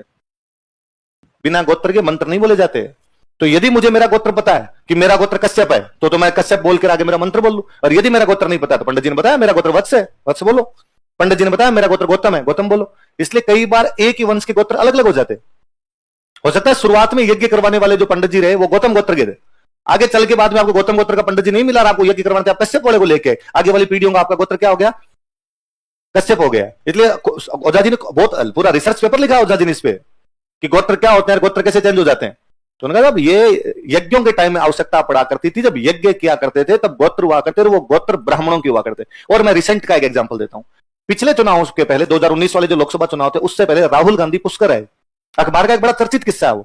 राहुल गांधी पुष्कर में जब यज्ञ करने के लिए बैठे, वहां पे वो मंदिर के अंदर पूजा करने के लिए बैठे, तो पंडित जी ने पूछा गोत्र बताओ। अब भाई तो क्या बता दे। राजीव शुक्ला बैठे थे पास में, राजीव शुक्ला कांग्रेस के नेता, राजीव शुक्ला ने कहा दत्तात्रेय। गोत्र कौन सा है? अगले दिन अखबार वालों ने लिखा, पता चला राहुल गांधी का गोत्र, बताया उन्होंने पुष्कर में गोत्र उनका दत्तात्रेय। जवाब नहीं दे पाए थे राहुल गांधी, दिया था जवाब राजीव शुक्ला ने, पर पता तो चला कि दत्तात्रेय गोत्र के। अभी 2 महीने पहले राहुल गांधी हरिद्वार थे, 2-3 महीने पहले, और हरिद्वार में उनसे वापस पूछ लिया पंडित जी ने, वापस कोई पूजा कर रहे थे, गोत्र कौन सा भूल गए? पुराने वाला। तो यहां जो साथ में था उसने कोई दूसरा बता दिया शायद उधर, तो कर दिया राहुल गांधी ने अपना गोत्र चेंज। पहले बताता दत्तात्रेय, अब बता रहे हैं दूसरा। गोत्र ब्राह्मणों के होते हैं, हम जो नाम के पीछे लगा के घूम रहे हैं गोत्र नहीं है। तो ओझा जी ने कहा कि बिजोलिया अभिलेख में चौहान लिखते हैं कि हम वत्स गोत्रीय ब्राह्मण है, इसका मतलब चौहान ऐलान कर रहे हैं कि हमारा जो पुरोहित था वो वत्स है। ये कुछ उसी प्रकार है, एमबीए तो सब लोग ही करते हैं ना, एमबीए किए हुए किसी भी कॉलेज से, किसी के एमबीए किए हुए, या किसी की भी इंजीनियरिंग की हुई सब कॉलेज से, पर कोई आईआईटी वाला होता है वो अलग ही कहता है भाई साहब बॉम्बे आईआईटी, मैं रुड़की आईआईटी, मैं अहमदाबाद आईआईएम। क्यों वो लगा के घूम रहा है उसको पीछे? वो इंटेलिजेंसी है उसकी। मैं आपकी तरह नहीं हूं, मैं अहमदाबाद से आईआईएम से एमबीए करके आया था। चौहान बता रहे हैं कि कमजोर मत समझना, हमारा गोत्र वत्स है। हमें जो पढ़ाने वाले पंडित जी हुए थे, हमारे जो पुरोहित जी हुए थे, जिन्होंने हमारे यज्ञ संपन्न कराए, वो कौन हुए? ये उनकी पीएचडी है, ये उन ब्राह्मणों के गोत्र हैं। इसलिए जो नाम के पीछे लगे हुए रहते हैं ये गोत्र ब्राह्मणों के। इसलिए घर पे जाके प्लीज आज पूछना, ये सरनेम तो हम जानते हैं हमारे वाला जो हमने लगा रखा है, ये किसी 3-4 पीढ़ी 10 पीढ़ी पहले आपके किसी बाप दादा का नाम है। कोई एक अच्छे काम करने वाले अपने परिवार में लोग, उसके बाद में अपने आगे वालों ने सबने कहा हम फलाना जी की संतान है इसलिए नाम लगाना शुरू कर दिया। इसके अलावा कुछ नहीं है। गोत्र ये होते हैं। अपने इस साइड में लोग भूल गए, यूपी बिहार साइड में लोगों की खूब सारी जानकारियां होती। मेरे 3-4 दोस्त दिल्ली आईएएस की तैयारी करने के लिए चले गए 2013-14 के आसपास। तैयारी करने तो क्या चले गए, यहां पे आरएस वाला एग्जाम दिया, उसमें हो गए फेल। तो एग्जाम में नए नए फेल होते हैं ना, फेल होते हैं तब दुख ज्यादा होता है, और तब अपने को लगता है यार फेल क्यों हो गए। आदमी समीक्षा करता है तो कहता है जयपुर में दोस्त ज्यादा बन गए। तो शाम को रूम पे डेली कोई ना कोई आ ही जाता है कि यार जल्दी जल्दी 8 बजने वाले फटाफट फटाफट पढ़ाई कल कर लेंगे अपने, कोई बात नहीं।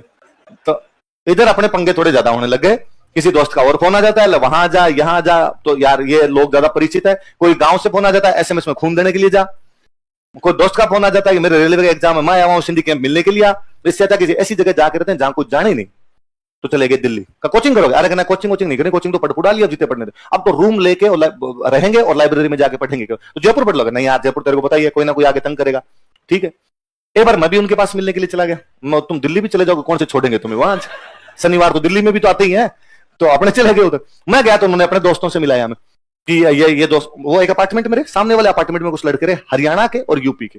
हरियाणा वाले सारे लड़के करे एसएससी की तैयारी, और यूपी वाले ज्यादातर लोग जो वो करे आईएएस की तैयारी। तो उन्होंने मिलाया मेरे को 2-4, ये हरियाणा के वहां के भैया हैं, ये वहां के भैया, अपने मिलके आ गए। अब नाम वाम किसको याद रहता है, एक दिन बैठे थे, एक दिन मिले थे इतने। थोड़े दिन बाद उनका मेरे पास एक दिन फोन आया, यार हमारे साथ वो एक यूपी वाला लड़का सामने रहता था, तेरे याद हो, लंबा सा पतला सा लड़का। तो यार मिलाए थे तो तुमने 5-7 में तो भूल भाल गया। अरे एक था एक लड़का अजय ठाकुर नाम बताया था उसने अपना, हो गया यार मेरे तो याद नहीं क्यों, क्या हुआ क्या। आज एक बड़ी जोरदार घटना, वो लड़का हमारे रूम, आज लाइब्रेरी जा रहे थे तो हमारे साथ जा रहा था, और ये रुआंसा सा था, मतलब चेहरा उतरावान, चिंता गमगीन। तो हमने पूछा उससे क्या बात हुई, तो उसने कहा परिवार का बात है, कोई नहीं बता सकते आपको। क्या बात है यार, अपने परिवार यहां बैठे तो परिवार अपना, वो परिवार तो पीछे छूट गया, जो साथ में रहता है वो परिवार है आपका। का नाक कट गया हमारा परिवार का। क्या हुआ, ऐसी क्या बात हो गई? तो हमारे भैया इंटरकास्ट कर लिए, भाई ने इंटरकास्ट शादी कर ली। कौन है भैया, क्या करते हैं, किससे कर लाए?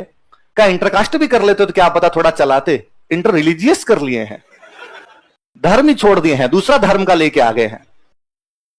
किस धर्म की लेके? ईसैया लाए, ईसैया, ईसाई। कौन भैया कौन है ये तो बता। का भैया का नाम लेंगे तो आप भी जान जाएंगे। हम क्यों जान जाएंगे यार तेरे भैया का? तू यूपी में फलानी जगह का रहने वाला, हमें क्या लेना देना? हमारे बड़कों ने कभी उस साइड में जाके नहीं देखा। अरे हमारे भैया फिल्म के कितने बड़े डायरेक्टर हैं, बॉलीवुड के इतने बड़े डायरेक्टर हैं। कौन? अनुराग कश्यप, जिसने गैंग्स ऑफ वासेपुर बनाई। अनुराग कश्यप तुम्हारे भैया है? हाँ, बड़े बाबा के लड़के हैं हमारे, उनके दादा और हमारे दादा तो रियल भाई हैं। वो कश्यप, तू ठाकुर।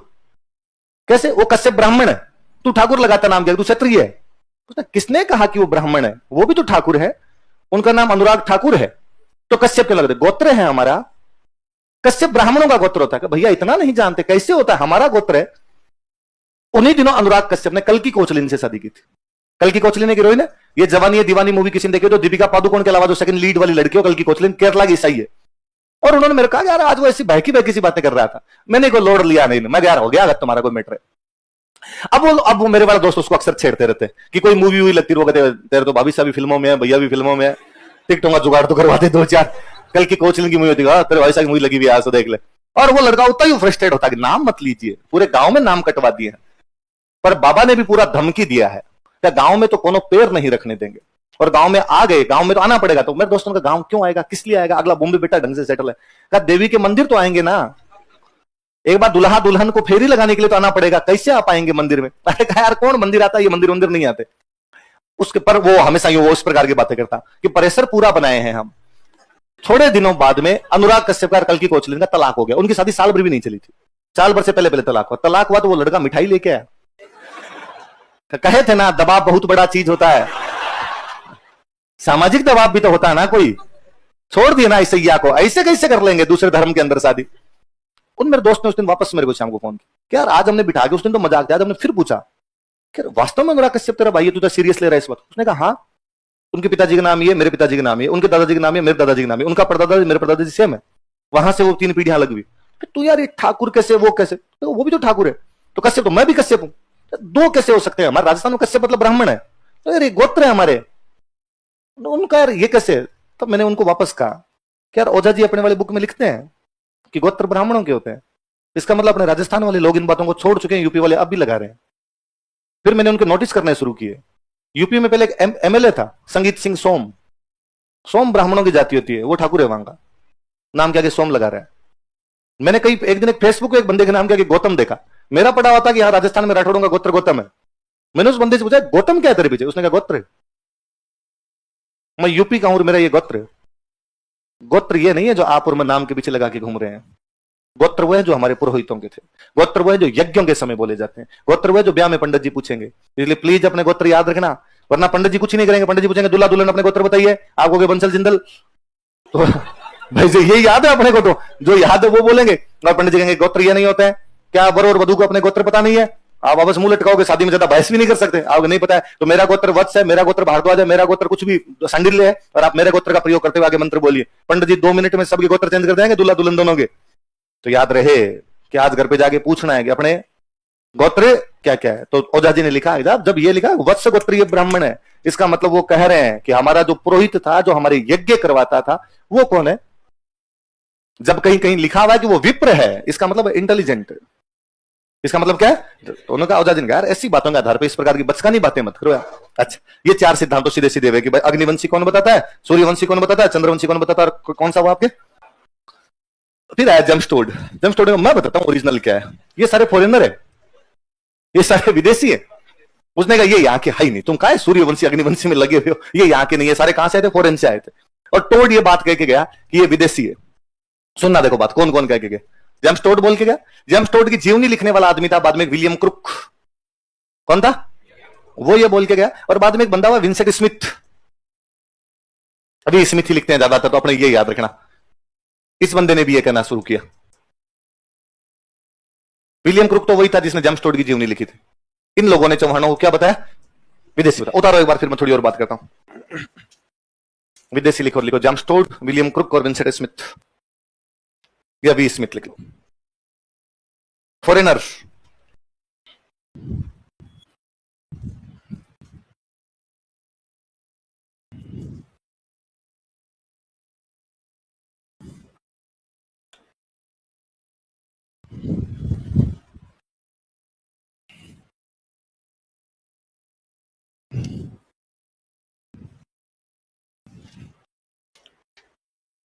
कौन कौन है बताओ, देखिए नाम बताओ। जेम्स टोड, विलियम क्रुक और वी स्मिथ। अच्छा, जेम्स टोड ने केवल चौहानों को विदेशी नहीं बताया, जेम्स टोड सारे राजपूतों को विदेशी बता के गया। जेम्स टोड ने कहा ये यहाँ के सारे बाहर से आए थे। और जेम्स टोड ने कहा कि ये सारे शक और सिथियन है।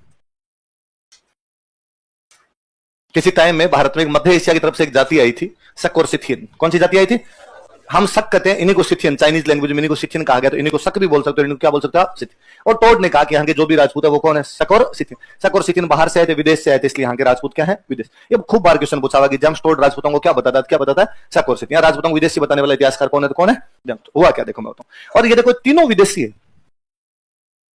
चौहानों को विदेशी बताने वाले तीनों लोग कौन है, विदेशी।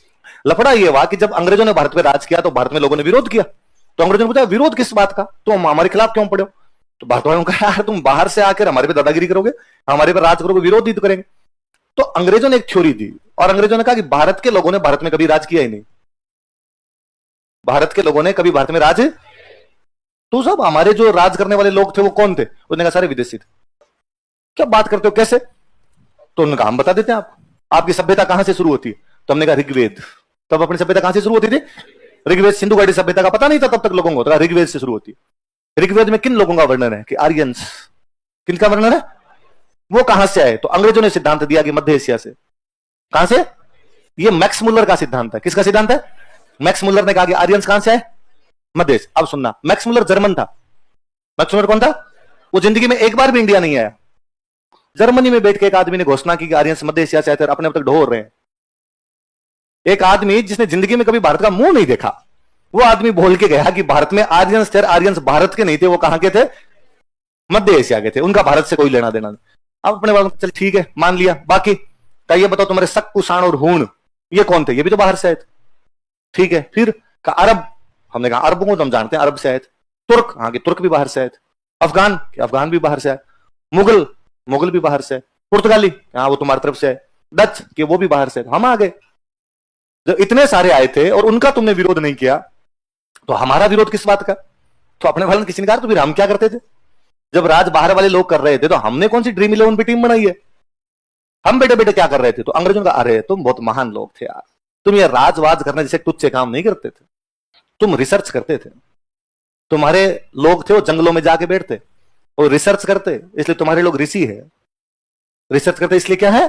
ऋषि। और बस किस बात का रिसर्च कर रहे थे? तुम रिसर्च कर रहे थे इस संसार की उत्पत्ति कैसे हुई है, ये शरीर कैसे बना है, मरने के बाद में शरीर का क्या होता है, आत्मा का क्या होता है, ये आत्मा कहां जाती है, आत्मा और परमात्मा में क्या संयोग है, क्या पुनर्जन्म होता है कि नहीं होता है, स्वर्ग होता है कि नहीं होता है, नरक होता है कि नहीं होता है, पुनर्जन्म होता है तो आत्मा किस प्रकार से ट्रांसफर होती है? तुमने साफ साफ लिखा है यार, ब्रह्म सत्यम जगत मिथ्या जीवो ब्रह्म नापरे। एकमात्र सत्य ब्रह्म है, ये जगत में जो कुछ दिखाई दे रहा है ये मिथ्या है, झूठ है।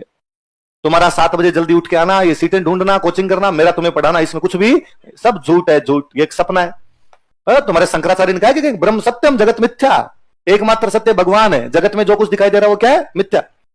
कभी कभी आप रात को अचानक कहीं जा रहे होते हो और रात को अचानक आपको डर लगता है, अरे सांप, पर 30 सेकंड बाद में आप देते, अरे रस्सी पड़ी थी यार, और आप वहां से चले जाते हो। लेकिन 30 सेकंड तक तो रस्सी आपको क्या लगी थी? इसका मतलब वो सपना 30 सेकंड तक तो सच था आपके लिए, 30 सेकंड तक सांप था।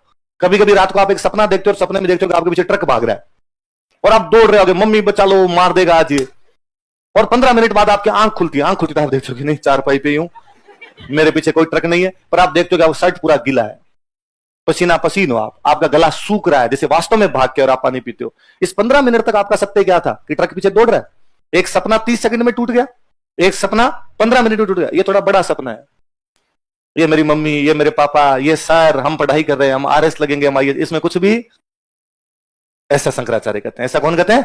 शंकराचार्य। मेरी तरफ नहीं देखना कि क्या बैकी बैकी बातें कर रहा है, क्या हो गया। तो अंग्रेजों ने कहा यार तुमने बातें ऐसी की है तो तुम लोग राज नहीं करते थे, तुम लोगों को बहुत जल्दी पता चल गया था दुनिया पितल दी है और इसमें कुछ भी रखा हुआ नहीं है, इसलिए तुमने यार भगवान की बातें की, इसलिए राज करने से तुच्छ काम तूने यूं कह दिया और कोई कर लो। इसलिए भारत पर राज हमेशा दूसरों ने किया। किसी आदमी का दिमाग काम किया, उसने कहा मान लिया आर्यन, शक, कुषाण, हूण, तुर्क, मुगल, अफगान सब बाहर से आ गए होंगे। राजपूतों ने राज किया था हमारे देश में, वो तो हमारे थे, वो तो लोकल थे। जेम्स टोड ने कहा कि देखो पहले वालों में तो डाउट है कि बाहर के थे या नहीं थे, राजपूत तो पक्का बाहर के थे, ये तो एक भी यहाँ के नहीं है। तेरे पास ऐसे क्या प्रूफ? उसने कहा मैं प्रूफ दूंगा, बिना प्रूफ के तो कोई बात ही नहीं करता। उसने कहा सारे शक और सिथियन है। कैसे? उसने कहा शकों में सती प्रथा होती थी। क्या होती थी? तुम्हारे यहां के राजपूतों में बाद में देखी गई कि उनमें भी सती प्रथा होती थी। शक अश्वमेध यज्ञ करते थे, तुम्हारे राजपूतों में देखा गया कि इन्होंने भी बाद में अश्वमेध यज्ञ किए। शक सूर्य भगवान की ज्यादा पूजा करते, तुम्हारे राजपूतों में देखा गया कि ये भी सूर्य की पूजा करते हैं। शक हथियारों की पूजा करते थे, तुम्हारे राजपूतों में देखा गया कि ये हथियारों की पूजा करते हैं। शक घोड़ों की पूजा करते हैं, तुम्हारे राजपूतों ने बाद में घोड़ों की पूजा की। शक दारू ज्यादा पीते थे, और कहा तुम्हारे वालों के बारे में बताने की आवश्यकता नहीं है मुझे, नहीं, सारी चीजें देख लो, सारे के सारी जो चीजें शकों में थी वो तुम्हारे राजपूतों में मिलती। ओझा जी रिप्लाई देते हैं बाद में उनका, टोड वाली किताब को जब वो सही करते हैं तब उसके अंदर वो लिखते हैं। लेकिन सती प्रथा हमें शकों ने नहीं सिखाई। हमारे महाभारत में है कि राजा पांडु के 2 रानियां थी, एक थी कुंती और एक थी माद्री। कौनते देश की राजकुमारी थी इसलिए कुंती, और मद्र देश की राजकुमारी थी इसलिए माद्री। कुंती के 3 बेटे हुए, युधिष्ठिर, अर्जुन और भीम। माद्री के 2 बेटे हुए, नकुल और सहदेव। लेकिन राजा पांडु, जब मृत्यु होती है राजा पांडु की, तो माद्री उनके साथ में सती होती है। माद्री उनके साथ सती होती है, इसलिए नकुल और सहदेव का पालन पोषण भी कुंती करती है। इसलिए हमें लगता है कुंती के 5 बेटे हैं। नकुल और सहदेव की मम्मी माद्री है, तो माद्री कहां चली गई? राजा पांडु के साथ सती हो गई। इसका मतलब सती प्रथा सख्त तो नहीं लाए। हमारे तो महाभारत में सती प्रथा का उल्लेख है। तो उन्होंने कहा अश्वमेध यज्ञ। हमारा रामायण कहती है कि भगवान राम जब अयोध्या के सिंहासन पर विराजे तो उन्होंने अश्वमेध यज्ञ का आयोजन करवाया। घोड़े की पूजा करने के बाद घोड़ा छोड़ा गया। सृष्टि में ऐसा कोई वीर नहीं था जो भगवान राम का घोड़ा पकड़े, लेकिन 2 बालकों ने उस घोड़े को पकड़ लिया था, लव और कुश। क्या लड़े थे वो बालक शानदार वाले कि भरत, लक्ष्मण, शत्रुघ्न, हनुमान जी, सुग्रीव जब घोड़े को छुड़ाने के लिए उन्होंने लंका लगा दी सबकी कूट कूट के। और उस दिन वो भगवान राम को हराते, भगवान राम को बताते कि हम क्या चीज है। वो तो सीता जी आ गए बीच में, और मां सीता ने आकर, अरे बच्चों क्या कर रहे हो, तुम्हारे पापा उनका डैडी है क्या? ठीक रहा, आप जल्दी आ गए, वरना डैडी को बता देते हम दोनों क्या चीज है। तो ये शक सिखाएंगे हमें अश्वमेध यज्ञ क्या होता है। अश्वमेध हमने रामायण में कर लिया, तब का उल्लेख है। महाभारत में पुनः उल्लेख है कि महाराज युधिष्ठिर जब विराजते तो वापस एक बार अश्वमेध यज्ञ का आयोजन करवाते हैं। हमारे भगवान राम से भी कई पीढ़ियों पहले सगर ने अश्वमेध यज्ञ कर दिया था, जिसको घोड़े को एक ऋषि ने, जब ऋषि के आश्रम में घुस गया, उस ऋषि ने श्राप दिया कि इस घोड़े के पीछे जितने लोग हैं सारे के सारे पत्थर बन जाओ। और उसने 60,000 लोगों को पत्थर बना दिया। इसलिए हम धरती पे मां गंगा को लेके आए ताकि उन 60,000 लोगों के ऊपर से निकाल के उनको मुक्ति प्रदान करवाए। वो राजा भागीरथ एक टांग पे खड़े होकर 12 साल तक तपस्या करते हैं जब मां गंगा धरती पर आई थी। इसलिए गंगा को आज दिन तक हम भागीरथ ही कहते हैं कि भागीरथ लाए थे। ये शक सिखाएंगे अश्वमेध यज्ञ क्या होता है। सूर्य पूजा, हमारे ऋग्वेद में सूर्य का नाम बार बार आया, वो हमारी किताब ऋग्वेद, और हमने उसमें सूर्य को कहा अदिति। सूर्य का नाम क्या दिया? इसलिए आज दिन तक सूर्य का हम एक पर्यायवाची बोलते हैं आदित्य, और हमने अदिति कहा इसको, सूर्य को अदिति कहा। इसलिए सूर्य वाले दिन को हमने कहना शुरू कर दिया अदितिवार। इसलिए हमारे गांव में अनपढ़ से अनपढ़ आदमी भी आज दिन तक अदितवार ही बोल रहा है इसको। संडे, रविवार जो है, रविवार को क्या बोलते हैं अभी भी गांव में? क्योंकि सूर्य का असली नाम ही ऋग्वेद में अदिति है। अदितिवार अदितिवार अदितिवार करते करते हम इसको कहां पे लेके आ गए? आजकल लोगों ने ए बोलना भी धीरे धीरे बंद कर दिया, तो आजकल गांव में कहते हैं दीतवार है, दीतवार। और कई तो एग्जैक्ट सीधा सीधा बोलते हैं सूरजबार, हुरजबार है, हुरजबार। सह को है बोलते हैं तो हुरजबार है। हमने कहा यार तुमने इतना ही तो चेंज किया है कि तुमने सूरज का कर लिया सन और वार का कर दिया डे, और संडे कहना शुरू कर दिया। हम तो कई पीढ़ियों से कर रहे हैं इसको, अदितवारी कर रहे हैं। इसलिए सूर्य पूजा हमें तुम सिखाओगे रे कि बाहर से कौन आया था? गांव का एकदम अनपढ़ आदमी जो धर्म कर्म में विश्वास नहीं करता, वो भी सुबह सुबह उठ के सूर्य को जल चढ़ाई देता है। मंदिर भले अपनी जिंदगी में ना गया, और 4 धाम यात्रा उसके बड़कों ने 7 पीढ़ियों में नहीं की, सूर्य को जल चढ़ाने की परंपरा तो अभी तक पड़ी है हमारे। हथियार, हर दशहरा हथियारों की पूजा करवाता है, और दशहरा हम शकों के आने के बाद नहीं मनाने लगे। दशहरा तब मना रहे हैं जिस दिन राम जी रावण को मारते हैं। इसलिए हथियारों की पूजा हमें आती है। घोड़ों की पूजा, जब नाम ही अश्वमेध है तो अश्व की पूजा करके तो घोड़े छोड़े जाते हैं। तो हमने कहा दारू तुम सिखाओगे हमें? इतने बुरे दिन आए हमारे। हमने कहा ऋग्वेद में 10 चैप्टर हैं, इसका जो 9वां चैप्टर है उसमें 144 श्लोक है। कितने श्लोक है? और सारे सोम देवता को समर्पित है। हमने सोम को देवता का है। इसके 8वें अध्याय में ऋषि कण्व स्वयं कहते हैं कि मैंने सोमरस पीने के बाद देवताओं को जान लिया तथा अमृतत्व को प्राप्त कर लिया। मगर ऋषि कण्व ने कितनी सही बात की है। आज भी कोई आदमी सोमरस पी लेता है, उसके बाद में देवताओं को जान लेता है, और कई बार तो आदमी कहता है कि अपन ही भगवान है। और प्रत्येक व्यक्ति सोमरस पीने के बाद अमृतत्व को प्राप्त करता है, उसे लगता है कि अब मेरे को कोई भी मार नहीं सकता। इसलिए वह आदमी जिसने अपनी जिंदगी में साइकिल नहीं चलाई, वो भी कहता है गाड़ी भाई चलाएगा। भाई कैसे चला सकता? भाई के कदम नहीं चल रहे हैं, गाड़ी कैसे चलाएगा? और अमृतत्व प्राप्त होता है। हमने कहा साहब हमने तो इस 9वें मंडल में यह तक लिखा है कि सोमरस मिलता कहां पे है, कि सोमरस मुजवंत पर्वतमाला पे मिलता है। इसका मतलब हमें तो ठेका और पता था। और तुमको जो शक सिखा के गए हमें, तो ओझा जी ने खूब उड़ाई है इसकी। तो यार तुम ये तो कहना बंद करो। फिर ओझा जी कंक्लूड करते हैं, बड़ा शानदार कंक्लूड किया। उनका यदि राजपूत विदेशी रहे होते तो ऐसा कैसे हो सकता है कि इन चौहानों ने, चालुक्यों ने, परमारों ने, प्रतिहारों ने, या जितने भी राजवंश हुए, उन लोगों ने भारत की चीजों के लिए अपनी जान दे दी हो। यहां के लोगों की ज्यादातर लड़ाइयां गायों की रक्षा के लिए लड़ते हुए हो गई। गाय भारत का पवित्र पशु था। यह कैसे हो सकता कि बाहर से आने वाला कोई व्यक्ति यहां की चीजों की पवित्रता को बचाने के लिए मर जाए?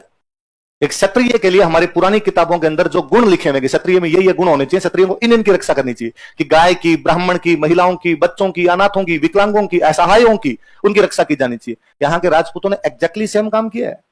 इसलिए प्लीज यार ये तो ना कहा जाए कि ये लोग बाहर से आए थे। तो ओझा जी ने इसकी तो पूरी ढंग से उड़ा के रख दी थी। और मैं कहता हूं आने वाले ठीक थोड़े सालों के अंदर ये मैक्स मुलर वाली थ्योरी ठीक उल्टी होगी कि आर्यंस बाहर से आए थे। आर्यंस की किताब है ऋग्वेद, भारत की पहली किताब है। उसमें हमारी नदियों की इतनी तारीफें। सिंधु को सिंधु तमा, नदी तमा कहा गया, सरस्वती को सिंधु सरस्वती की इतनी वो की गई है कि हमने कहा सरस्वती हमारी नदी तमा है, वो नदियों में उत्तम है। ऐसा कैसे हो सकता है कि बाहर से आने वाली एक जाति भारत की नदियों को इतना पवित्र बताए? मैं कहता हूं आप लंदन जाके बस जाओ, 3 पीढ़ी आपकी लंदन रह जाएगी, फिर भी टेम्स को मां तो नहीं कहे। गंगा को तो कहते हो ना, आपकी है, आपका जुड़ा हुआ है, आप इस भूमि के हो, वो आपकी नदी है, वो मोक्षदायिनी है, वो भागीरथी है। वरना जाके रहो जैसे किसी दूसरे देश में, जर्मनी जाके बस जाओ, वहां की नदियों को देखिए मां है। यदि आर्यंस यहां की नदियों को, यहां की भूमि को इतना सब कुछ अपना बता रहे हैं, इसका मतलब बाहर से आए हुए लोग नहीं है। बाहर से आए हुए लोगों का कभी भी दूसरे देश की चीजों के प्रति लगाव हो ही नहीं सकता। उनके अंदर हमेशा लगाव अपने देश के प्रति रहेगा, जो पुराना देश है उसके प्रति रहेगा। वरना जहांगीर की किताबें पढ़ी जाए, जहांगीर बार बार लिखता है कि यहां पे दम घुटता है, इधर वापस काबुल की तरफ जाए जो हमारा था। मुगलों ने बार बार कोशिशें की कि हमारा काबुल पे कब्जा नहीं कर पाए। बात दूसरी, बाबर मरते टाइम कह के गया कि इस भारत में मत दफना देना रे, इसलिए आग मर गया आगरा में, तो एक बार दफनाना पड़ा, निकाल के लाश लेके वापस काबुल गए कि मेरी लाश वहां दफनाना यार, मेरी जमीन है। बाबर की कोई गलती नहीं, उसका देश वो है तो अपना देश जाना चाहेगा, उसका हमारे से क्या लेना देना। आर्यंस यहां के लिए मर गए, कट गए, यहां की जो चीजें उनके लिए सब कुछ करके गए। उनकी एक एक किताब के अंदर ये भारतीयता टपकती है। मैक्स मुलर जैसा कोई एक आदमी जर्मनी में बैठ के बिना भारत आए इतिहास लिखता है और वो कहता है तुम बाहर से आए थे, हमारे इतिहासकार मानते हैं। हमारे इतिहास के साथ बाकी विडंबना ही है। अपना इतिहास लिखी रोमिला थापर जैसी मैडम, एक रोमिला थापर इतिहासकार है, भारत में सबसे अधिक कोट की जाने वाली इतिहासकार रोमिला थापर है। और रोमिला थापर मैम को आप सुन लो तो आपका जीव करे कि फांसी खा लूं मैं। लॉकडाउन में एक दिन मैं रोमिला थापर मैम का कोई सुन रहा था, इंटरव्यू सुन रहा था, और एक तो इंग्लिश मीडियम टाइप के लोग, डी रूटेड लोग, जिनका गांव के लोगों से कोई लेना देना रहा नहीं होता है, पूरी तरीके से इंग्लिश वाली किताबें पढ़ के वो किया होता है कि मैं हमेशा कहता रहता हूं कि रोमिला थापर मैम ने एंशिएंट पे और मिडिवल पे रिसर्च किया, इन पे किताबें लिखी है। एंशिएंट की किताबें लिखने के लिए आपको संस्कृत आनी चाहिए, क्योंकि ऋग्वेद पढ़ोगे तो ऋग्वेद किसमें लिखा हुआ है? संस्कृत। मध्यकाल की सारी किताबें लिखने के लिए आपको फारसी आनी चाहिए, क्योंकि मध्यकाल की सारी भाषाएं, सारी किताबें कौन सी भाषा में? फारसी। मैडम को दोनों नहीं आती, ना संस्कृत आती ना फारसी आती, फिर भी मैडम ने एंशिएंट और मिडिवल लिखा है। तो मैडम कैसे लिखा? कि ट्रांसलेशन से। ट्रांसलेशन किसने किया? मैक्स मुलर ने। जर्मनी में बैठा एक आदमी ट्रांसलेशन करता है, तुम उसका ट्रांसलेशन पढ़ते हो, ट्रांसलेशन पढ़ के और बाद में उसको अपने किताबें लिख देते हो, फिर वैसी बातें करते हो। तो मैडम एक लॉकडाउन से पहले हम वीडियो सुन रहा था, मैडम उसमें कहती, उस वो इंटरव्यू ले रहा, उस बंदे कहती, you know in battle of Mahabharat के युद्ध में अर्जुन ने मना कर दिया कि मैं लड़ूंगा नहीं। अपने सब जानते हैं अर्जुन ने भगवान कृष्ण का, भगवान कृष्ण सामने भाई, चाचा, ताऊ, दादा, इन पे तीर आज चलाया जाए, कर चला जाए। और भगवान कृष्ण ने तब गीता वाला उपदेश दिया, कोई नहीं है, मैं हूं, जो हूं वो मैं हूं, तू तो तीर मार, अपने चिंता ही नहीं करनी। यही सुनते हैं कि भगवान कृष्ण गीता का उपदेश इसलिए देते हैं कि कृष्ण को, अर्जुन को क्या किया जाए? एनकरेज किया। तो उसने, तुम जानते हो अर्जुन ने ऐसा क्यों किया? इंटरव्यू वाला बापड़ा अपने जैसा बोला, मैडम इतिहासकार आप बताओ। क्योंकि दैट टाइम, उस समय अर्जुन के दिमाग में एक इमेज थी। क्या इमेज थी? में कि जैसे अशोक ने युद्ध करने बंद कर दिए थे, और कलिंग युद्ध के बाद अशोक ने कहा कि आज के बाद मैं कोई भी युद्ध नहीं करूंगा, अहिंसा का पालन करूंगा। Ashoka was ideal of Arjun. Ashok Arjun का आइडियल है। मैं मतलब अशोक पहले, अर्जुन बाद में। ये मैडम की थियरी है, उसने हमारा इतिहास लिखा है। मैडम और आगे जाती है, मैडम कहती है कृष्ण पहले है, राम बाद में। चीजों को उल्टा पुल्टा किया है। तो विदेशी बताने वाले इतिहासकार कौन कौन है अपना इस पे? कौन कौन है? जेम्स टोड, विलियम क्रुक और विंसेंट। एक और लिख लो, लास्ट लिख लो, एक लिखो, इंद्र के वंशज, descendant of Indra, descendant of Indra. Pali से एक अभिलेख मिला, सेवाड़ी अभिलेख, जो किसी रायपाल नाम के बंदे का है, तो लिख लो रायपाल का सेवाड़ी अभिलेख। सेवाड़ी याद रखना, सेवाड़ी आगे खूब काम आएगा। हम मंदिर पढ़ेंगे, मंदिरों में सेवाड़ी का नाम आएगा। मैं वापस पूछूंगा कि सेवाड़ी हमने कहां पढ़ा था। डिसेंडेंट ऑफ इंद्र, और लिख लो सेवाड़ी इंस्क्रिप्शन ऑफ रायपाल।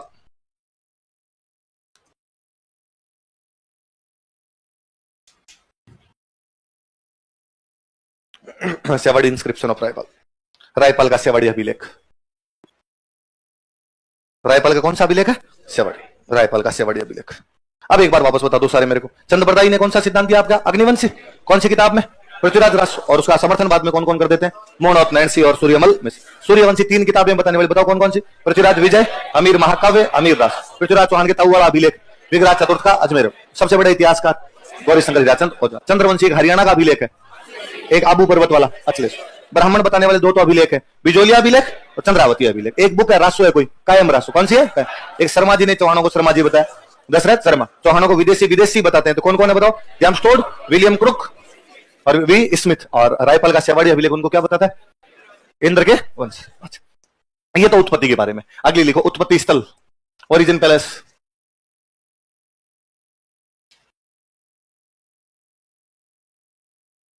और आगे लिखो सपादलक्स। मैं बता दूंगा अर्थ क्या होता है, एक बार उतार लो। उत्पत्ति स्थल, ओरिजिन पैलेस, और बराबर लिखो सपादलक्स। उत्पत्ति स्थल कौन सा है? सपादलक्स। क्या उत्पत्ति स्थल क्या दोबारा बता दोगे? तो फिर क्या सपादलक्स का मतलब क्या होता है? क्या सपाद का मतलब होता है सवा। क्या मतलब होता है? लक्स का मतलब होता है सवा लाख। मतलब सवा लाख मतलब, सवा लाख का मतलब है इनके पास जो जमीन रही होगी वो सवा लाख बीघा हो सकती, इनके अंडर में जो गांव रहे होंगे वो सवा लाख गांव हो सकते हैं, इनका जो टैक्स आता होगा हो सकता है वो सवा लाख रुपए आता हो टैक्स, उस सवा लाख से लेना देना है। बड़े तौर पर यह कहा जाता है कि जिस जमीन पे इनका कब्जा था वो सवा लाख बीघा के आसपास में जमीन रही होगी, इसलिए इन्होंने कहा कि हमारा राज्य का नाम क्या है। ठीक है, मान लिया कि सवा लाख के आसपास की बीघा के आसपास की जमीन थी, इसलिए राज्य का नाम क्या हो गया? सवा। पर जमीन कहां थी? डूंगरपुर में थी, जोधपुर में थी, कहां पे थी? तो कहा सांबर झील के चारों तरफ। कौन सी झील के चारों तरफ? तो सपादलक्स एरिया है कौन सा? सांबर झील के चारों। सपादलक्स कोष्टक में लिखो सांबर झील के चारों ओर, surrounding area of lake Sambhar, surrounding area of lake Sambhar, Sambhar झील के चारों ओर, surrounding area of lake sambar.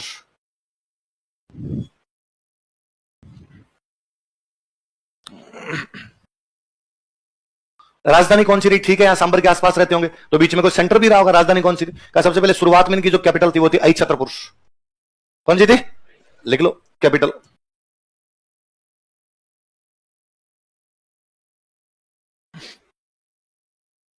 I Chhatrapur. Capital कौन सी है? तो ये सांबर के आसपास वाले इलाके में रहते। सांबर के आसपास वाले इलाके में इन्होंने जो बीच में सेंटर अपना बना रखा था, सेंटर कहां बना रखा था? आपने लेता है आई छत्रपुर। ये तो आजकल तो सुनते ही नहीं, तो हम कहते हैं आजकल अपने इसको बोलते हैं नागौर। क्या बोलते हैं? तो लिख लो नागौर। आपको सीधा सीधा पूछेगी शुरुआत में चौहानों की राजधानी कौन सी रही होगी? तो नागौर रही होगी। आई छत्रपुर उस नागौर को बोलते थे। अच्छा, मैं एक और बात बताऊं। अक्सर ना आपने जब पढ़ते हैं तब ये कहते हैं कि नागौर का पुराना नाम बताइए, तो हम क्या कहते हैं? ऐसा नहीं है, ये कोई पुराना पुराना नाम नहीं है। उस टाइम इसको नागौर भी बोलते थे, आई छत्रपुर भी बोलते थे। अपने भारत में एक बड़ी जोरदार चीज थी, पर्यायवाची का प्रयोग। किसका प्रयोग? दिल्ली का एक नाम है हस्तिनापुर। दिल्ली का नाम क्या है? सुनते हो ना, हस्तिनापुर सुना होगा दिल्ली का नाम। हस्तिन, हस्तिन का मतलब होता है हाथी। हस्तिन का मतलब क्या होता है? हाथियों का पुर। हस्तिनापुर का मतलब कुछ ऐसा। मैंने खूब सारी पुरानी किताबों में दिल्ली का नाम देखा है गजपुर। क्या नाम है? हस्ती का मतलब हाथी, गज का मतलब हाथी, उसने हस्ती था गज, गज लिख दिया। मैंने खूब सारी किताबों में दिल्ली का नाम देखा नागपुर। नाग के दो मतलब होते हैं, नाग का मतलब हाथी, नाग का मतलब सांप। नाग के क्या क्या मतलब होते हैं बताओ देखिए। सेम टाइम में एक ही किताब में उसको हस्तिनापुर लिखा हुआ, उसी टाइम उसको गजपुर लिखा हुआ है, उसी टाइम उसको क्या लिखा हुआ है। इसका मतलब अपने जो लिखने वाला था वो कह रहा है कि देख कितने पर्यायवाची याद है, और कुछ नहीं है। अब मैं इधर आता हूं अपने वाले पे। अपने नागौर का नाम मैंने कुंभा के अभिलेखों तक में यही पढ़ा है। क्या है? नाग का मतलब सांप। सांपों वाला, नागों का जो स्थान है वो कौन सा है? नाग। अही का मतलब सांप होता है। अही का मतलब क्या होता है? वह क्षेत्र जो सांपों की छत्र छाया में है, जिसके ऊपर सांपों का छत्र है, जिसके ऊपर नागों का छत्र है, वो कौन सा है? आई छत्रपुर है। इसी को नागपुर, इस नागपुर का अपने लोक भाषा के अंदर आते आते क्या हुआ है? और कुछ नहीं, ये पुराने नाम नहीं है। इसको उस टाइम नागौर भी बोलते थे, उसी टाइम इसको नागपुर भी कहते थे, उसी टाइम इसको क्या कहते हैं। और बताता हूं, महाभारत का जब युद्ध समाप्त होता है ना, तो महाभारत के युद्ध समाप्त होने के बाद में कहा कि राजा कौन बने? युधिष्ठिर ने मना कर दिया। युधिष्ठिर ने कहा इतनी मार काट के बाद मेरे से तो आज राजा बना जाए, कल बना जाए। मर गए यार, परिवार को मारा है, हमारे वाले मरे, उधर वाले मरे, ना रहे, संन्यास लेंगे। तो भीम अर्जुन नकुल सहदेव का तुम बनो। जब भैया ने मना कर दिया हम बन के क्या करेंगे? तो किसको राजा बनाया जाए? तो अर्जुन का बेटा था अभिमन्यु। अभिमन्यु चक्रव्यूह में लड़ता हुआ मारा जाता। अभिमन्यु का बेटा था परीक्षित। अभिमन्यु का बेटा कौन था? परीक्षित को राजा बनाया गया। परीक्षित को कहा गया कि तुम राजा हो। तो हस्तिनापुर के सम्राट कौन बनते? सम्राट परीक्षित। परीक्षित के बारे में कहानी है कि परीक्षित को सांप खा गया था, नाग खा गया। परीक्षित कौन खा गया? नाग खा जाता है। ऐसी कहानी है कि परीक्षित को सांप खा जाता है। नाग का नाम तक बताया हुआ, तक्षक। कौन सा नाग है? तक्षक नाम का एक नाग, और वो किसको खा गया? परीक्षित। परीक्षित का बेटा है जन्मेजय। परीक्षित का बेटा कौन है? कहानी आगे कहती है कि जन्मेजय को गुस्सा आया, कैसा तक्षक नाग और मेरे पिता को खा गया, और उसने सारे नागों को इकट्ठा किया और उनको जला दिया। सारे नागों को इकट्ठा किया और उनको क्या किया?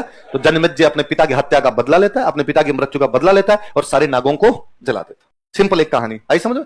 अर्जुन का बेटा अभिमन्यु, अभिमन्यु का बेटा परीक्षित। महाभारत के युद्ध के बाद परीक्षित राजा बनता है, तक्षक नाग के खाने से मरता है, तक्षक नाग का बदला उसका बेटा लेता है। बेटे का नाम क्या है? इस कहानी को सुन के कोई भी कहेगा कि परीक्षित नाम के आदमी को सांप खाया, उसके बेटे ने सांप को मार दिया। यही है कहानी, सिंबॉलिक है। कहानी कहती है कि परीक्षित को किसी से युद्ध हुआ, युद्ध जिस जाति से हुआ उस जाति नागवंशी है। वो जाति कौन सी है? उनका कोई राजा रहा होगा जिस राजा का नाम रहा होगा तक्षक। उस तक्षक के नेतृत्व में नागवंशी लोग, साधारण अपने जैसे लोग आए होंगे, नागवंशी लोग, और उन्होंने आके और परीक्षित को युद्ध में मार दिया होगा। बदला लेने के लिए उसका बेटा जन्मेजय गया और जन्मेजय ने जाके तक्षक के नेतृत्व वाले नाग थे उनको वापस मार दिया। युद्ध है और कुछ नहीं है। सांप वाप वाली कहानियां सब कहानियां है, कहानियों का कोई मतलब नहीं होता। यूं कोई जन्मेजय राजा था यार, ये थोड़ी है कि जा जाके सांप को पकड़ रहा था, इधर आओ तुम आज बाढ़ के जाऊंगा सबको एक एक को। मैं पापा को खा के आए थे। युद्ध हुआ है, लोग है, नागवंशी लोग है। ये एक दूसरा पक्ष है इसका। अब मैं इसको इधर से जोड़ता हूं, हिस्ट्री से जोड़ता हूं। नागौर में एक जगह पड़ती है डेगाना। डेगाना के पास एक पहाड़ी पर एक मंदिर है जिसको लोग कहते हैं जाना जी का मंदिर है। किसका मंदिर है? पहाड़ी को लोग कहते हैं कि जाना जी की पहाड़ी है। पास में एक तालाब बना और ऐसा माना जाता है कि जाना जी के अंतिम समय में कोढ़ रोग हो गई थी। कोढ़, कुष्ठ, लेप्रेसी, कुष्ठ रोग हो गई थी, और जाना जी ने इस तालाब में आगे स्नान किया था, तब जाकर उनकी कुष्ठ रोग समाप्त हुई थी। इसलिए वो यहां पे तपस्या करने लग गए और इस जगह पर उनका मंदिर बना हुआ है। ये लोक कहानी है। इतिहास का जानकार कहता है कि जिसको हम जाना जी बोल रहे हैं वो जन्मेजय है। इसका मतलब डेगाना वाला मंदिर किसका है? जन्मेजय। जन्मेजय ने किसको मारा? तक्षक नागों। नाग वाला इलाका कौन सा है? इसका मतलब जन्मेजय नागौर साइड में है। तो इस नागौर वाली साइड में नागवंशी लोग रहते हैं। नागवंशी राजाओं के कारण इसका नाम क्या था? नागपुर। नागपुर का हमने बनाते बनाते क्या बना लिया, या उसी टाइम इसको नागौर भी बोलते हैं, साथ में क्या बोलते हैं? नाग। वह क्षेत्र जहां नागवंशियों की छत्र छाया में लोग रहते हैं, नाग को बोलते हैं अही। वह क्षेत्र जहां अहियों की छत्र छाया में लोग रहते हैं, इसलिए क्या बन गया? इन नागवंश के नागौर के लोगों ने जाके परीक्षित को मारा होगा, दिल्ली के राजा को मारा होगा। दिल्ली नागौर की लड़ाई भी होगी, उसमें परीक्षित मरा होगा। उसका बदला लेने के लिए उसका बेटा आया होगा जन्मेजय, और जन्मेजय ने युद्ध में इनको पुनः हराया होगा। हराने के बाद के अंदर जो जन्मेजय था वो बाद में सन्यासी बन गया होगा, यहां पर उसकी कुटिया बन गई होगी। और ऐसा खूब सारे राजाओं की कहानी। मैं इसको आगे और लेके जाता हूं। ये क्या नाम है? हम आगे देखते हैं कि नागौर के अंदर टाक राजपूतों का शासन था। कौन से राजपूतों ने राज किया था? टाक राजपूतों नागौर में। ये तक्षक और टाक एक जैसे नाम नहीं लगते आप? कि टक्सक टक्सक टक्सक कहते कहते इसका लोगों ने धीरे धीरे क्या बना लिया? टाक राजपूतों। ये टाक राजपूत बाद में सारे मुसलमान बन गए, इस्लाम स्वीकार कर लिया था। गुजरात में आज भी इनकी रियासत है पालनपुर। वो सारे के सारे टाक है, और वो सारे के सारे पहले इधर से माइग्रेट है। कहानियां सिंबॉलिक है, कहानियों में इतिहास है, बशर्ते हम निकालें, बशर्ते उनको क्रॉस चेक करें, बशर्ते वहां से काम काम की चीजें निकाली जाए। तो इतनी चीजें जुड़ती है जिसकी हद नहीं। और जब तक इन कहानियों को जोड़ा नहीं जाएगा, जब तक रूट लेवल का इतिहास नहीं पढ़ा जाएगा, तब तक मैक्स मुलर और रोमिला थापरों को पढ़ना पड़ेगा। और उस इतिहास में गड़बड़ियां हैं। वो इतिहास हमारे सिस्टम को ही उल्टा पुल्टा कर देता है। फिर उस इतिहास में हमें पढ़ना पड़ेगा कि भारत में पहले लोग गाय खाते थे। और ये कैसे भी समझ में नहीं आ सकती बात कि हमारे यहाँ के जितने लोग देवता है कि बाबू जी की पूजा करो, तेजा जी की पूजा करो, गोगा जी की पूजा करो। क्यों पूजा करो? इनकी क्या किया इन्होंने कि गायों की रक्षा की? वे लोग जिन्होंने गायों की रक्षा की, हमने देवता बना लिया उनको। तो तुम कहते हो यार यहां के लोग गाय खाते थे, क्योंकि वो ट्रांसलेशन मैक्स मुलर का है। उस ट्रांसलेशन पे बुक मैम ने लिखी है, और मैम फिर वही लिखेगी जो मैक्स मुलर ने लिखा है, वरना चीजें सारी जुड़ी हुई है। तो ये आज के बाद ये हम पढ़ते हैं, मैं भी पढ़ाता हूं कि नागौर का पुराना नाम आई छत्रपुर था। मेरा कभी जीव नहीं मानता यार पुराना कैसे है, कि हमारे लोगों को पर्यायवाची नहीं आते थे क्या? ये पर्यायवाची है। वो उसी समय उसको नागौर कहते हैं, उसी समय उसको नागपुर कहते हैं, उसी समय उसको क्या बोलते हैं? अहियों के छत्र वाला जो छत्र है उसको क्या कहलाया? एक इतिहासकार में रामकरण आसोपा। कौन इतिहासकार में बताओ देखे? रामकरण आसोपा कहते हैं कि सांबर झील के चारों ओर रहते। ये सारे कहते हैं कि सांबर झील के चारों ओर रहते, तो ये कहते हैं रामकरण आसोपा कहते हैं कि सांबर झील के चारों ओर रहते। चारों ओर रहते इसीलिए कि चौं ओर तो चौवाण, और चौवाण चौवाण चौवाण चौवाण कहते कहते धीरे धीरे क्या हुआ? कि चौहान हुआ और चौहान से चौहान हो गया, और चौहान से थोड़ा हमने अच्छा करते करते इसको क्या बना लिया। और अपनी पुरानी किताबें देख लो, उन सब के अंदर यही लिखा है, ये वाला नहीं। सांबर के चारों ओर रहते, चहुं ओर रहते, इसलिए क्या है। तो कोई पूछेगा इनका नाम चौहान इसलिए पड़ा क्योंकि सांबर के चारों ओर रहते थे, ऐसा कौन सा इतिहासकार कहता है? याद रहेगी बात, काम की बात लिखो। रामकरण आसोपा के अनुसार, अकॉर्डिंग टू रामकरण आसोपा,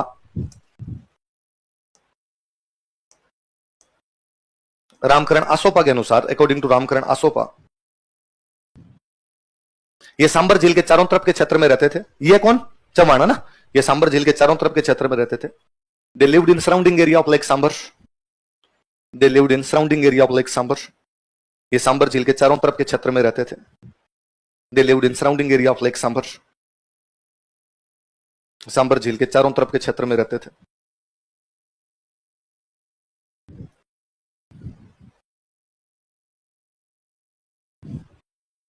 अतः इन्हें चौहान कहा जाता है। अतः इन्हें चौहान, आपने ये लिख ला, अतः इन्हें चौहान कहा जाता है। So they are called a Chauhan, अतः इन्हें चौहान कहा जाता है। So they are called a Chauhan. क्या कहा जाता है इनको? चौहान कहा जाता है। अब चौहानों की रियासतें कौन कौन सी थी? अपने तो ये पढ़ते हैं, रियासतों का इतिहास पढ़ते हैं, तो रियासतें कहां कहां चौहानों ने राज किया था, लिख लो। चौहान रियासतें, चौहान स्टेट्स।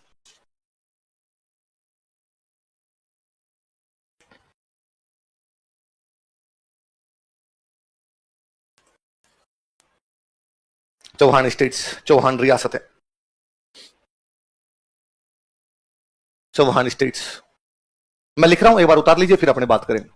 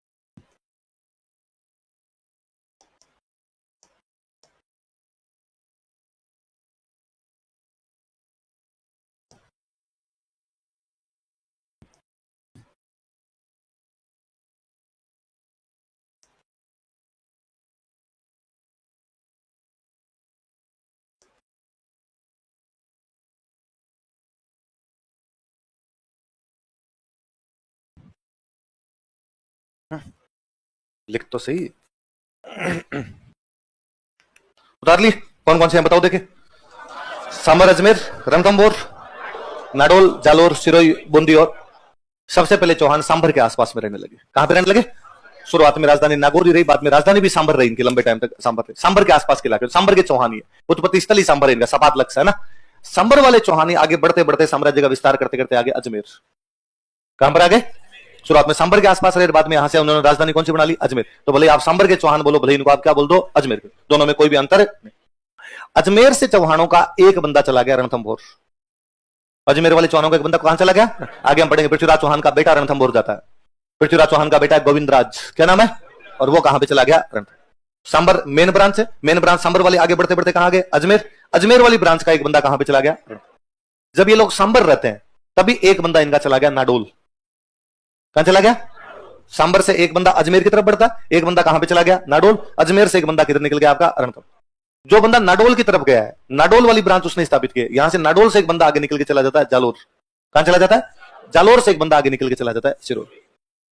ये लगातार ब्रांच है, सांबर से नाडोल, नाडोल से जालोर, जालोर से, और वो तीनों डिस्ट्रिक्ट एक साथ ही देख लो आप। नाडोल पाली में, पाली, जालोर, सिरोही।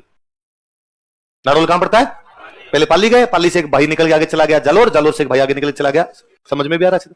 नाडोल से एक बंदा निकल के चला गया बूंदी। कहां चला गया? बूंदी से एक बंदा निकल के चला गया कोटा। सांबर से एक ब्रांच गई अजमेर, वो सेम ब्रांच, ब्रांच चेंज नहीं, सांबर अजमेर वाली ब्रांच चेंज, इसलिए मैंने दोनों एक साथ लिख दी। अजमेर से एक बंदा कहां पे चला गया? रणथंभौर। सांबर से एक बंदा गया नाडोल, नाडोल से एक बंदा गया जालोर, जालोर से एक बंदा गया, नाडोल से एक बंदा गया बूंदी, बूंदी से एक बंदा गया।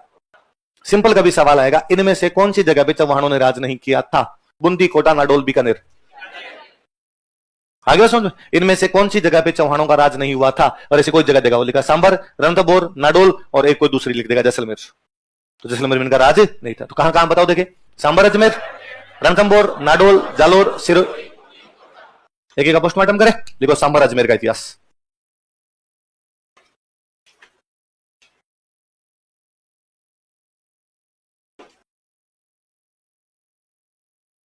सांभर अजमेर का इतिहास, हिस्ट्री ऑफ सांभर अजमेर।